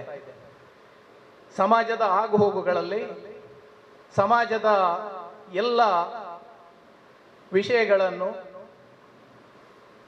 ಸಮಾಜದ ಕಟ್ಟಕಡೆಯ ವ್ಯಕ್ತಿಗಳ ಸಮಸ್ಯೆಗಳನ್ನು ನಮ್ಮ ಜನಪ್ರತಿನಿಧಿಗಳಿಗೆ ಮುಟ್ಟುವಂಥ ವ್ಯವಸ್ಥೆಯನ್ನು ಕೂಡ ಈ ಸಂಸ್ಥೆ, ಈ ಉಳ್ಳಾಲ ಪ್ರೆಸ್ ಕ್ಲಬ್ ಮಾಡ್ತಾ ಇದೆ. ನಮಗೆ ಬಹಳ ಹೆಮ್ಮೆ ಆಗ್ತಾ ಇದೆ. ಎಲ್ಲ ನಮ್ಮ ಒಂದು ಯುವ ತಂಡ ಈ ಪ್ರೆಸ್ ಕ್ಲಬ್ಬಿನಲ್ಲಿ ಬಹಳ ಸಮಾನ ಮನಸ್ಕರು, ಎಲ್ಲರೂ ಒಂದೇ ರೀತಿಯ ಮನಸ್ಸಿನವರಿದ್ದರೆ ಈ ಕಾರ್ಯಕ್ರಮ ಯಶಸ್ವಿಯಾಗಿ ನಡೆಯುವುದಕ್ಕೆ ಏನೂ ಸಮಸ್ಯೆ ಇಲ್ಲ ಅಂತ ಕೆಲಸವನ್ನು ಇವರು ಮಾಡ್ತಾ ಇದ್ದಾರೆ. ನಮ್ಮಲ್ಲಿ ಊರಿನಲ್ಲಿ ಯಾವುದೇ ಸಮಸ್ಯೆ ಇರಲಿ, ಒಂದು ಇತ್ತೀಚೆಗೆ ನಮ್ಮ ಮುಡಿಪಿಂದ ಇರಾ ಮಾರ್ಗದಲ್ಲಿ ಬಹಳ ಸಮಸ್ಯೆಯಲ್ಲಿ ಸಾಧಾರಣ ಒಂದು 5-6 ವರ್ಷ ನಾವು ಓಡಾಡ್ತಾ ಇದ್ವಿ. ಅಂಥ ಸಮಯದಲ್ಲಿ ನಮಗೆ ಸ್ಪಂದನೆ ಕೊಟ್ಟವರು ಈ ಉಳ್ಳಾಲ ಪ್ರೆಸ್ ಕ್ಲಬ್ಬಿನ ನಮ್ಮ ಶಶಿಧರ್ ಆಗಲಿ, ವಸಂತಣ್ಣ ಆಗಲಿ, ಹಾಗೆ ನಮ್ಮ ಅನ್ಸಾರ್, ಇವರನ್ನು ಈಗ ನಾನು ನೆನಪಿಸಲೇಬೇಕು, ಇವತ್ತು ಅವರು ಬಂದಿಲ್ಲ ಕಾಣ್ತದೆ, ಪುಂಡಿಕಾಯಿ, ಇವರೆಲ್ಲ ನಮಗೆ ಬೆನ್ನೆಲುಬಾಗಿ ನಿಂತು ನಮ್ಮ ಕೆಲಸವನ್ನು ಬಹಳ ಯಶಸ್ವಿಯಾಗಿ ನಡೆಸಲು ತುಂಬ ಸಹಕಾರ ಕೊಟ್ಟಿದ್ದಾರೆ. ಅದಕ್ಕೆ ಈ ಸಂದರ್ಭದಲ್ಲಿ ನಾನು ಅವರನ್ನು ಅಭಿನಂದಿಸ್ತಾ ಇದ್ದೇನೆ. ಅದೇ ರೀತಿ ಪ್ರತಿಭೆಗಳನ್ನು ಗುರುತಿಸುವುದು ಬಹಳ ಒಳ್ಳೆಯ ಕೆಲಸ, ನನ್ನ ಬಹಳ ನೆಚ್ಚಿನ ಕೆಲಸ. ಸಮಾಜದಲ್ಲಿ ಯಾರ್ದಾದರೂ ಸಾಧನೆ ಮಾಡಿದರೆ ಅವರನ್ನು ಗುರುತಿಸಿ ಅವರನ್ನು ಹುರಿದುಂಬಿಸಿದರೆ ಸಮಾಜಕ್ಕೆ ಮುಂದಿನ ದಿನಗಳಲ್ಲಿ ಇನ್ನೂ ಅವರನ್ನು ಹೆಚ್ಚಿನ ಕೆಲಸಗಳಿಗೆ ಪ್ರೇರೇಪಿಸುವಂತಾಗ್ತದೆ. ಅಂತ ಕೆಲಸಗಳನ್ನು ನೀವು ಮಾಡ್ತಾ ಇದ್ದೀರಾ. ಅದೇ ರೀತಿ ಇವತ್ತು 2 ಪುಟಾಣಿಗಳು, ಒಂದು ಆಂಡ್ರ್ಯೂ ವೇಗಸ್ ಈಜು ಕಲಿಕೆಯಲ್ಲಿ ಬಹಳ ಮುಂದಿದ್ದಾನೆ. ಸಮಾಜದಲ್ಲಿ ವಿದ್ಯೆ ಮಾತ್ರ ಮುಖ್ಯವಲ್ಲ, ಅದರ ಒಟ್ಟಿಗೆ ಇತರ ಸಾಧನೆಗಳನ್ನು ಮಾಡಿದರೆ ಸಮಾಜ ಗುರುತಿಸಲಿಕ್ಕೆ ಇದೇ ಕಾರಣ. ಈ ಹುಡುಗನ ಭವಿಷ್ಯ ಮುಂದೆ ಒಳ್ಳೆಯದಾಗಲಿ ಎಂದು ಹೇಳುತ್ತಾ ಇವನನ್ನು ನಾನು ಈ ಸಂದರ್ಭದಲ್ಲಿ ಅಭಿನಂದಿಸ್ತಾ ಇದ್ದೇನೆ. ಕಂಗ್ರ್ಯಾಚುಲೇಷನ್. ಅದೇ ರೀತಿ ಇನ್ನೊಬ್ಳು ತನ್ವಿ, ಇವಳು ನಾನು ಒಮ್ಮೆ ಯೂಟ್ಯೂಬಲ್ಲಿ ನೋಡಿದೆ, ಇವಳ ತಂದೆ ಒಟ್ಟಿಗೆ ಮಾತಾಡೋದನ್ನು ನೋಡಿದೆ. ಇವಳ ಸಮಸ್ಯೆಗೆ ಎಲ್ಲರೂ ಸ್ಪಂದಿಸ್ತಾ ಇದ್ದಾರೆ. ಇವಳ ವಿದ್ಯೆ ಇನ್ನಷ್ಟು ಮೆಡಿಕಲ್ ಕಾಲೇಜಲ್ಲಿ ಇವಳು ನಮ್ಮ ಶಶಿಧರ್ ಹೇಳಿದಾಗೆ ಇವಳು ಇನ್ನೂ ಮೆಡಿಸಿನ್ ವಿಭಾಗ ಆಗಲಿ ಅಥವಾ ಇನ್ನೂ ಯಾವುದೇ ಇವಳ ಇಚ್ಛೆ ಉಂಟಾ ಆ ಇದರಲ್ಲಿ ಅವಳು ತೆರಗಡೆ ಆಗಲಿ, ಮುಂದೆ ಇವಳ ಯಶಸ್ವಿ ಆಗಲಿ, ಇವಳ ವಿದ್ಯೆ ಇನ್ನಷ್ಟು ಮುಂದೆ ಹೋಗಿ ಈ ಮೆಡಿಕಲ್ ಕಾಲೇಜಲ್ಲಿ ಅವಳು ಉತ್ತೀರ್ಣಲಾಗಿ ಮೆಡಿಕಲ್ ಸೀಟಲ್ಲಿ ಅವಳಿಗೆ ಹೇಗೂ ಸಿಕ್ಕಿದೆ. ಮುಂದಿನ ದಿನಗಳಲ್ಲಿ ಅವಳು ಒಂದು ಉತ್ತಮ ಡಾಕ್ಟರ್ ಆಗಿ ಸಮಾಜಕ್ಕೆ ಇವಳಿಂದ ಸೇವೆ ನಡೆಯಲಿ ಎಂದು ಹೇಳುತ್ತಾ, ನೀಟ್ ಪರೀಕ್ಷೆಯಲ್ಲಿ 720ರಲ್ಲಿ 647 ಅಂದರೆ ಆಲ್ ಇಂಡಿಯಾ ರ್ಯಾಂಕ್ 28,782 ಅಂಕ ಗಳಿಸಿ ಮಂಗಳೂರು KMCಯಲ್ಲಿ MBBS ಮೆರಿಟ್ ಸೀಟು ಗಿಟ್ಟಿಸಿದ ಕೊಣಾಜೆ ಗ್ರಾಮದ ಪ್ರತಿಭಾನ್ವಿತ ವಿದ್ಯಾರ್ಥಿನಿ ತನ್ವಿ ಮುಟ್ಟಿಂಜ ಮತ್ತು ಎಳೆಯ ವಯಸ್ಸಿನಲ್ಲೇ ಈಜು ಕ್ರೀಡೆಯಲ್ಲಿ ನೋಬೆಲ್ ವರ್ಲ್ಡ್ ರೆಕಾರ್ಡ್ ಮಾಡಿರುವ ಈಜುಪಟು ಹ್ಯಾಡ್ರಿಯನ್ ವೇಗಸ್ ಅವರುಗಳನ್ನು ಉದ್ಯಮಿ ರಾಧಾಕೃಷ್ಣ ರೈ ಉಮಿಯಾ ಹಾಗೂ ಅತಿಥಿಗಳು ಗೌರವಿಸಿದ್ರು. ಮತ್ತೋರ್ವ ಸಾಧಕಿಯಾಗಿರುವಂತಹ ನಮ್ಮ ಶಿಕ್ಷಣ ಕ್ಷೇತ್ರದ ಸಾಧಕಿ ತನ್ವಿ ಅವರ ಒಂದಷ್ಟು ಸಾಧನೆಯ ಹೆಜ್ಜೆ ಗುರುತನ್ನ ನಿಮ್ಮ ಮುಂದೆ ಇಡಲು ಇಷ್ಟಪಡ್ತೇನೆ. ಬಡವರ ಮಕ್ಕಳಿಗೆ ವೈದ್ಯಕೀಯ ಶಿಕ್ಷಣ ದೂರದ ಮಾತು ಅಂತಾರೆ. ಕೋಟಿ ಇದ್ದವರಷ್ಟೇ ಡಾಕ್ಟರ್ಗಳಾಗ್ತಾರೆ ಎನ್ನೋದು ಪದೇ ಪದೇ ಈ ದೇಶದಲ್ಲೇ ಸಾಬೀತಾಗ್ತಾ ಇದೆ. ಈ ಮಧ್ಯೆ ಅಲ್ಲೊಂದು ಇಲ್ಲೊಂದು ಬಡ ಮಕ್ಕಳು ಕೂಡ MBBS ಶಿಕ್ಷಣದ ಕನಸು ಕಂಡು ಬಿಳಿ ಕೋಟ್ ಧರಿಸಿ ವೈದ್ಯರಾಗಿ ಸೇವೆ ಸಲ್ಲಿಸಿದ ಉದಾಹರಣೆಗಳು ನಮ್ಮಲ್ಲಿದೆ. ಇದೀಗ ಅಂತಹದೇ ಸಾಲಿನಲ್ಲಿ ನಿಲ್ಲುವಂತಹ ಮತ್ತೊಂದು ಹೆಸರು ಉಳ್ಳಾಲ ತಾಲೂಕಿನ ಕೊಣಾಜೆ ಗ್ರಾಮದ ತನ್ವಿಯವರದು. ಕಷ್ಟದಲ್ಲೇ ಬದುಕು ಕಟ್ಟಿದಂತಹ ವಿದ್ಯಾರ್ಥಿನಿಯೊಬ್ಬರು ಮಂಗಳೂರಿನ ಪ್ರತಿಷ್ಠಿತ ಮೆಡಿಕಲ್ ಕಾಲೇಜಿನಲ್ಲಿ ಸೀಟನ್ನ ಪಡೆದು ಡಾಕ್ಟರ್ ಆಗುವಂತ ಹೆಜ್ಜೆಯನ್ನ ಇಟ್ಟಿದ್ದಾರೆ.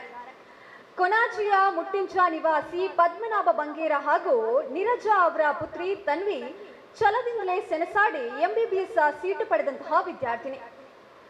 ತನ್ವಿ ತಾಯಿ ಖಾಸಗಿ ಏಜೆನ್ಸಿಯಲ್ಲಿ ಅಕೌಂಟೆಂಟ್ ಆಗಿದ್ದಾರೆ. ತಂದೆ ಮೇಸ್ತ್ರಿ ಕೆಲಸ ಮಾಡಿ ಬದುಕನ್ನ ಕಟ್ಟಿಕೊಂಡವರು.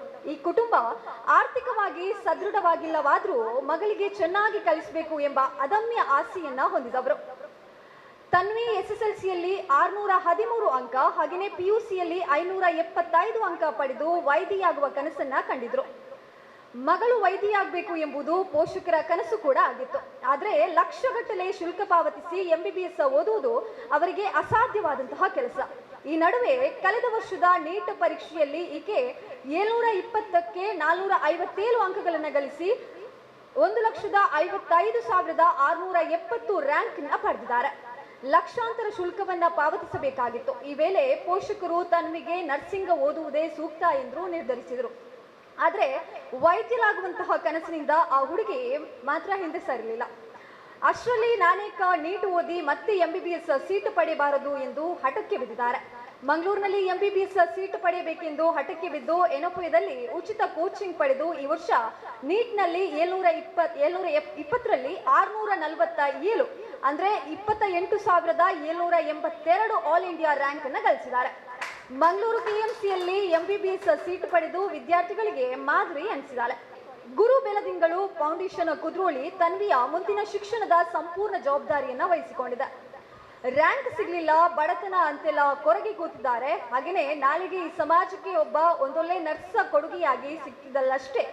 ಆದ್ರೆ ತನ್ವಿಯ ಹಠದ ಕಾರಣಕ್ಕೆ ಆಕೆಯ ಹೆಜ್ಜೆ ವೈದ್ಯೆಯಾಗುವತ್ತ ಸಾಗಿದೆ. ಇನ್ನು ಮಗಳನ್ನ ಹೇಗಾದ್ರೂ ಮಾಡಿ ಡಾಕ್ಟರ್ ಮಾಡಲೇಬೇಕು ಎಂಬ ಕನಸು ಕಂಡಿದ್ದಂತಹ ತಂದೆ ಸಾಲ ಮಾಡಿಯಾದ್ರೂ ಸೀಟ್ ಪಡೆಯೋಣ ಅಂತೆಲ್ಲ ಯೋಚಿಸಿದ್ರಂತೆ. ಕೊನೆಗೆ ನರ್ಸಿಂಗ್ನತ್ಲೂ ಚಿತ್ರ ಹರಿಸಿದ್ದಾರೆ. ಆದ್ರೆ ಮಗಳು ಮಾತ್ರ ನೀಟ್ ಬರೆದು ಪೋಷಕರಿಗೆ ಕಷ್ಟ ಕೊಡದೆ MBBS ಮೆಟ್ಟಿಲನ್ನ ಹತ್ತಿದ್ದಾರೆ. ಇನ್ನು ಸಾಧನೆ ಬಗ್ಗೆ ಹೇಳುವ ತನ್ವಿ, ಬಡತನ ಇದ್ರು ಶ್ರೀಮಂತಿಕೆ ಇದ್ರು ಕಷ್ಟಪಟ್ಟರೆ ಫಲ ಸಿಕ್ಕೇ ಸಿಗುತ್ತೆ. ಎಲ್ಲರತ್ತ ಮಗಳು ಡಾಕ್ಟರ್ ಆಗ್ತಾಳೆ ಎನ್ನುವಾಗ ಅಪ್ಪ ಅಮ್ಮನ ಮುಖದಲ್ಲಿ ಖುಷಿಯನ್ನ ಕಾಣ್ತಾರೆ. ಲಕ್ಷ ಫೀಸ್ ಕಟ್ಟದೆಯೂ ನೀಟ್ ಪರೀಕ್ಷೆ ಬರೆದು ರ್ಯಾಂಕ್ ಅನ್ನ ಪಡೆದ್ರೆ ಸೀಟ್ ಸಿಗುತ್ತೆ ಅನ್ನೋ ಬಗ್ಗೆ ಗೊತ್ತಿತ್ತು. ಕೆಲವೊಮ್ಮೆ ರಾತ್ರಿ 1 ಗಂಟೆಯ ತನಕ ಓದ್ತಿದ್ದೆ, ಒಮ್ಮೊಮ್ಮೆ ಬೆಳಿಗ್ಗೆ ಬೇಗ ಎದ್ದು ಓದ್ತಾ ಇದ್ದೆ. ಜಾಸ್ತಿಯಾಗಿ ರಾತ್ರಿಯೇ ಹೆಚ್ಚು ಅವಧಿ ಕುಳಿತು ಓದ್ತಿದ್ದೆ. ಒಟ್ಟಾರೆ ಡಾಕ್ಟರ್ ಆಗಲು ಶ್ರೀಮಂತಿಕೆ ಬೇಡ, ಶ್ರಮ ಬೇಕು. ಯಾರೇ ಆದ್ರೂ ಪ್ರಯತ್ನ ಪಟ್ರೆ ಡಾಕ್ಟರ್ ಕೂಡ ಆಗಬಹುದು. ನಾನು ಕೂಡ ಡಾಕ್ಟರ್ ಆಗ್ತೇನೆ ಎಂತಾರೆ. ತನ್ವಿಯವರು ವೈದ್ಯರಾಗಿ ಸದಾ ವೈದ್ಯಕೀಯ ಕ್ಷೇತ್ರದಲ್ಲಿ ಉತ್ತುಂಗ ಸ್ಥಾನವನ್ನ ಏರಲಿ ಅನ್ನೋದು ನಮ್ಮೆಲ್ಲರ ಆಶಯ. ನೀವು MBBS ಅಲ್ಲಿ ಉನ್ನತ ಶ್ರೇಣಿಯಲ್ಲಿ ಉತ್ತೀರ್ಣರಾಗಬೇಕು ಮತ್ತು ಒಬ್ಬರು ಒಳ್ಳೆ MD ಆಗಿ ನೀವು ಜನರಲ್ ಮೆಡಿಸಿನ್ ಇರ್ಬೋದು ಅಥವಾ ಡರ್ಮೆಟಾಲಜಿ ಇರ್ಬೋದು ಅಂಥ ಸ್ಥಾನಕ್ಕೆ ಹೋಗುವಂತಹ ರ್ಯಾಂಕನ್ನು ನೀವು ನೀಟ್ UGಯಲ್ಲಿ ಪಡೆಯಬೇಕು ಅಂತ ಆಶಿಸ್ತಾ ಇದ್ದೇವೆ. ಈಗ ಅವರಿಗೆ ಒಂದು ಗೌರವ. ನಮ್ಮ ಜಯಂತ್ ಸಂಕೊಳಿಗೆ ಅವರು ಬನ್ನಿ ಕೊಡಿ ಸರ್, ಇಡಿ. ಅದರಲ್ಲಿ ಶುದ್ಧ ಜೇನಿದೆ. ತನ್ವಿ ಬೆಳಿಗ್ಗೆ ಯಾವಾಗಲೂ 5:30 ಗಂಟೆಗೆ ಇದ್ದು 6:30 ಗಂಟೆಗೆ ಹೋಗ್ಲಿಕ್ಕೆ ಇರ್ತದೆ. ದೋಸೆಗೆ ಜೇನು ಹಾಕುವಾಗ ನಮ್ಮ ನೆನಪಾಗಲಿ. ಉಳ್ಳಾಲ ತಾಲೂಕು ಪತ್ರಕರ್ತ ಸಂಘದ ತಿಂಗಳ ಬೆಳಕು ಗೌರವ ಅತಿಥಿ ಕಾರ್ಯಕ್ರಮದ 4ನೇ ಸರಣಿ ಕಾರ್ಯಕ್ರಮಕ್ಕೆ ಆಗಮಿಸಿದ ಎಳೆಯ ವಯಸ್ಸಿನಲ್ಲೇ ಅಪೂರ್ವ ಸಾಧನೆಯನ್ನ ಮಾಡಿದಂತಹ ಪ್ರತಿಭೆ ಆಡ್ರಿಯನ್ ವೇಗಸ್ ಅವರ ಒಂದಷ್ಟು ಸಾಧನೆಯ ಹೆಜ್ಜೆ ಗುರುತನ್ನ ನಿಮ್ಮ ಮುಂದೆ ಇಡಲು ಇಷ್ಟಪಡ್ತೇನೆ. ಎಳೆಯ ವಯಸ್ಸಿನಲ್ಲೇ ಈಜುಪಟುವಾಗಿ ಸಾಧನೆ ಮಾಡಿರುವಂತಹ ಆಡ್ರಿಯನ್ ವೇಗಸ್ ಅವರು ಉಳ್ಳಾಲ ತಾಲೂಕಿನ ಅನಿಲ್ ವಲೇರಿಯನ್ ವೇಗಸ್ ಮತ್ತು ಲವಿನಾ ಸರಿತಾ ಪೆನ್ನಾ ಅವರ ಪುತ್ರರಾಗಿದ್ದಾರೆ. ಇತ್ತೀಚೆಗೆ ಕೇವಲ 37 ಸೆಕೆಂಡ್ಗಳಲ್ಲಿ 26 ಸಮ್ಮರ್ ಸ್ಟಾಲ್ಸ್ ಅಂದ್ರೆ ಅಂಡರ್ ವಾಟರ್ನಲ್ಲಿ ನೀರಿನ ಅಡಿಯಲ್ಲಿ ಪೂರ್ಣಗೊಳಿಸುವಂತಹ ಮೂಲಕ ತಮ್ಮ ನೊಬೆಲ್ ವರ್ಲ್ಡ್ ರೆಕಾರ್ಡ್ನೊಂದಿಗೆ ಇತಿಹಾಸವನ್ನ ಸೃಷ್ಟಿಸಿರುವಂತಹ ಆಡ್ರಿಯನ್ ವೇಗಸ್ ಅವರು ಇಂದು ರಾಷ್ಟ್ರ ಹಾಗೂ ಅಂತಾರಾಷ್ಟ್ರೀಯ ಮಟ್ಟದಲ್ಲಿ ಮಿಂಚಿರುವಂತಹ ಬಾಲ ಪ್ರತಿಭೆಯಾಗಿದ್ದಾರೆ. ಸುಮಾರು 3ರ ಹರೆಯದಲ್ಲೇ ಈಜುವುದನ್ನ ಇಷ್ಟಪಡ್ತಿದ್ದಂತಹ ಆಡ್ರಿಯನ್ಗೆ ಮನೆಯಲ್ಲಿ ತಂದೆ ತಾಯಿಯು ಪ್ರೋತ್ಸಾಹವನ್ನ ನೀಡಲಾರಂಭಿಸಿದ್ರು. ಬಳಿಕ ಪ್ರೆಸ್ಟೀಜ್ ಶಾಲೆಗೆ ಈಜು ತರಗತಿಗೆ ಸೇರಿಸಲಾಯಿತು. ಶ್ರೀ ಅರೋಮಲ್ಲ AS ಅವರು ಆಡ್ರಿಯನ್ಗೆ ತರಬೇತುದಾರರಾಗಿದ್ರು. ಅವರು ಆಡ್ರಿಯನ್ನಲ್ಲಿ ಅಡಗಿರುವಂತಹ ಸೂಕ್ತ ಪ್ರತಿಭೆಯನ್ನ ಗುರುತಿಸಿ ಅದನ್ನ ವಿಭಿನ್ನ ರೀತಿಯಲ್ಲಿ ರೂಪಿಸುವಲ್ಲಿ ಪ್ರಮುಖ ಪಾತ್ರ ವಹಿಸಿದ್ದಾರೆ. ಮುಖ್ಯವಾಗಿ ಈ ಕಲೆಯ ವಿಶ್ವ ದಾಖಲೆಯ ಆಲೋಚನೆಯನ್ನ ಅವರ ಮನಸ್ಸಿನಲ್ಲಿ ತುಂಬಿದವರು ಕೂಡ ಇವೆ. ಪ್ರೆಸ್ಟೀಜ್ ಶಾಲೆಯ ಈಜುಕೊಳದ ಆಳ ಕಡಿಮೆ ಇದ್ದ ಕಾರಣ ಬಳಿಕ ಅವರು ಮಂಗಳೂರಿನ ಎಮ್ಮೆಕೆರೆ ಈಜುಕೊಳ ಕೇಂದ್ರದಲ್ಲಿ ತರಬೇತಿಗೆ ಸೇರಿದ್ರು. ತರಬೇತುದಾರ ಶ್ರೀ ಅರೋಮಲ್ ಅವರು ಆಡ್ರಿಯನ್ಗೆ ಪ್ರತಿದಿನ 8ರಿಂದ 10 ತಿಂಗಳುಗಳ ಕಾಲ ತರಬೇತಿಯನ್ನ ನೀಡಿದ್ದಾರೆ. ಈ ಪ್ರಯತ್ನದ ಫಲವಾಗಿ ಆಗಸ್ಟ್ 10ರಂದು ಆಡ್ರಿಯನ್ ಅವರು ವಿಶ್ವ ದಾಖಲೆಯ ಕನಸನ್ನ ನನಸಾಗಿಸಿದ ದಿನವಾಗಿತ್ತು. ಅವರು ಕೇವಲ 37 ಸೆಕೆಂಡ್ನಲ್ಲಿ 26 ಸಮ್ಮರ್ ಸ್ಟಾಲ್ಸ್ ಅನ್ನ ಪೂರ್ಣಗೊಳಿಸಿದ್ರು ಮತ್ತು ಹೊಸ ನೊಬೆಲ್ ವರ್ಲ್ಡ್ ರೆಕಾರ್ಡ್ ದಾಖಲೆಯನ್ನ ನಿರ್ಮಿಸಿ ಹೊಸ ಭರವಸೆಯನ್ನ ಮೂಡಿಸಿದ್ದಾರೆ. ಸತತ ಪರಿಶ್ರಮವೇ ಯಶಸ್ಸಿನ ಮೆಟ್ಟಿಲು ಎನ್ನುವ ಹಾಗೆ ಇದೀಗ ಹೊಸ ಗಿನ್ನಿಸ್ ದಾಖಲೆ ಮಾಡುವ ಗುರಿಯನ್ನು ಕೂಡ ಹೊಂದಿದ್ದಾರೆ. ಆಡ್ರಿಯನ್ ಅವರು ಈಜು ಅಭ್ಯಾಸದೊಂದಿಗೆ ಸೈಕ್ಲಿಂಗ್, ಡ್ರಾಯಿಂಗ್, ಹಾಗೆಯೇ ಹಾಡುವಂಥದ್ದು, ನೃತ್ಯ ಮತ್ತು ಇನ್ನು ಅನೇಕ ಹವ್ಯಾಸ ಹಾಗೂ ಚಟುವಟಿಕೆಗಳಲ್ಲಿ ಸಕ್ರಿಯರಾಗಿದ್ದಾರೆ. ಉಳ್ಳಾಲ ತಾಲೂಕಿನ ಎಳೆಯ ವಯಸ್ಸಿನ ಪ್ರತಿಭೆಯಾಗಿರುವಂತಹ ಆಡ್ರಿಯನ್ ವೇಗಸ್ ಅವರು ಪರಿಶ್ರಮ, ಪ್ರೋತ್ಸಾಹದೊಂದಿಗೆ ಮುಂದಿನ ಗಿನ್ನಿಸ್ ವರ್ಲ್ಡ್ ರೆಕಾರ್ಡ್ನ ಕನಸನ್ನ ಕೂಡ ಆದಷ್ಟು ಬೇಗ ನನಸಾಗಲಿ ಹಾಗೂ ಅವರ ಭವಿಷ್ಯ ಉಜ್ವಲವಾಗಲಿ ಎಂದು ಹಾರೈಸ್ತಾ ಉಳ್ಳಾಲ ತಾಲೂಕು ಕಾರ್ಯನಿರತ ಪತ್ರಕರ್ತರ ಸಂಘದ ವತಿಯಿಂದ ಅಭಿನಂದನೆಯನ್ನ ಸಲ್ಲಿಸ್ತಾ ಇದ್ದೇನೆ. ನಮ್ಮ ಪುಟ್ಟ ಪೋರ ಅಂತ ಹೇಳ್ಬೋದಂತೆ. ಸೊ ಇವನ ಸಾಧನೆ ನಾವೆಲ್ಲ ದಿನೇಶ್ ಹೇಳಿದಾಗೆ ನಮಗೆ ಒಂದು 2 ನಿಮಿಷ ಈಜು ಕಷ್ಟ ಬಾಬಾ. ಅವರಿಗೆ ಗೊತ್ತಿಲ್ಲ ಹೇಳಿದ್ರು, ನಿಮ್ಗೆ ಗೊತ್ತಿದೆ 2 ನಿಮಿಷ ಕಷ್ಟ, ಅಂಥದ್ರಲ್ಲಿ 26 ಡೈವ್ ಮಾಡೋದು ಅಂತ ಹೇಳಿದರೆ ಜೀವನದಲ್ಲಿ ನೀನು ಎಲ್ಲ ಈಜಿ ಆಯಿತು ಅಂತ ಅರ್ಥ. ನಾವು ಇನ್ನೂ ಈಜ್ತಾ ಇದ್ದೇವೆ. ಬನ್ನಿ, ಆರಿಫ್ ಅವರು ಗೌರವಿಸ್ತಾರೆ. ಈಗ ನೋಬಲ್, ಮುಂದಕ್ಕೆ ಗಿನ್ನೆಸ್, ಜೊತೆಗೆ ವಿಶ್ವಮಟ್ಟದ ಇನ್ನಷ್ಟು ಸಾಧನೆಗಳಿಂದ ಆಗಲಿ ಅಂತ ಆಶಿಸ್ತೇವೆ. ಈಗ ಆಸಿಫ್ ಅವರು ಅವರಿಗೆ ಹಾರ ಹಾಕ್ತಾರೆ. ಅವರದ್ದು ಒಂದೇ ಊರು ಮತ್ತು ಫಲಪುಷ್ಪವನ್ನು ಸುಷ್ಮಿತಾ ಕೊಡಿ ಬನ್ನಿ. ಸ್ಮರಣಿಕೆಯನ್ನು ಬಶೀರ್ ಅವರು ನೀಡ್ತಾರೆ. ಮೇಲಿಡಬಿಟ್ಟು ಈಗ ಅವರ ಹೆತ್ತವರು ವೇದಿಕೆಗೆ ಬರಬೇಕು. ಉದ್ಯಮಿ ರಾಧಾಕೃಷ್ಣ ರೈ ಉಮಿಯಾ ಅವರನ್ನು ಕೂಡ ಈ ಸಂದರ್ಭ ಉಳ್ಳಾಲ ಪ್ರೆಸ್ ಕ್ಲಬ್ ವತಿಯಿಂದ ಸನ್ಮಾನಿಸಿ ಗೌರವಿಸಲಾಯಿತು.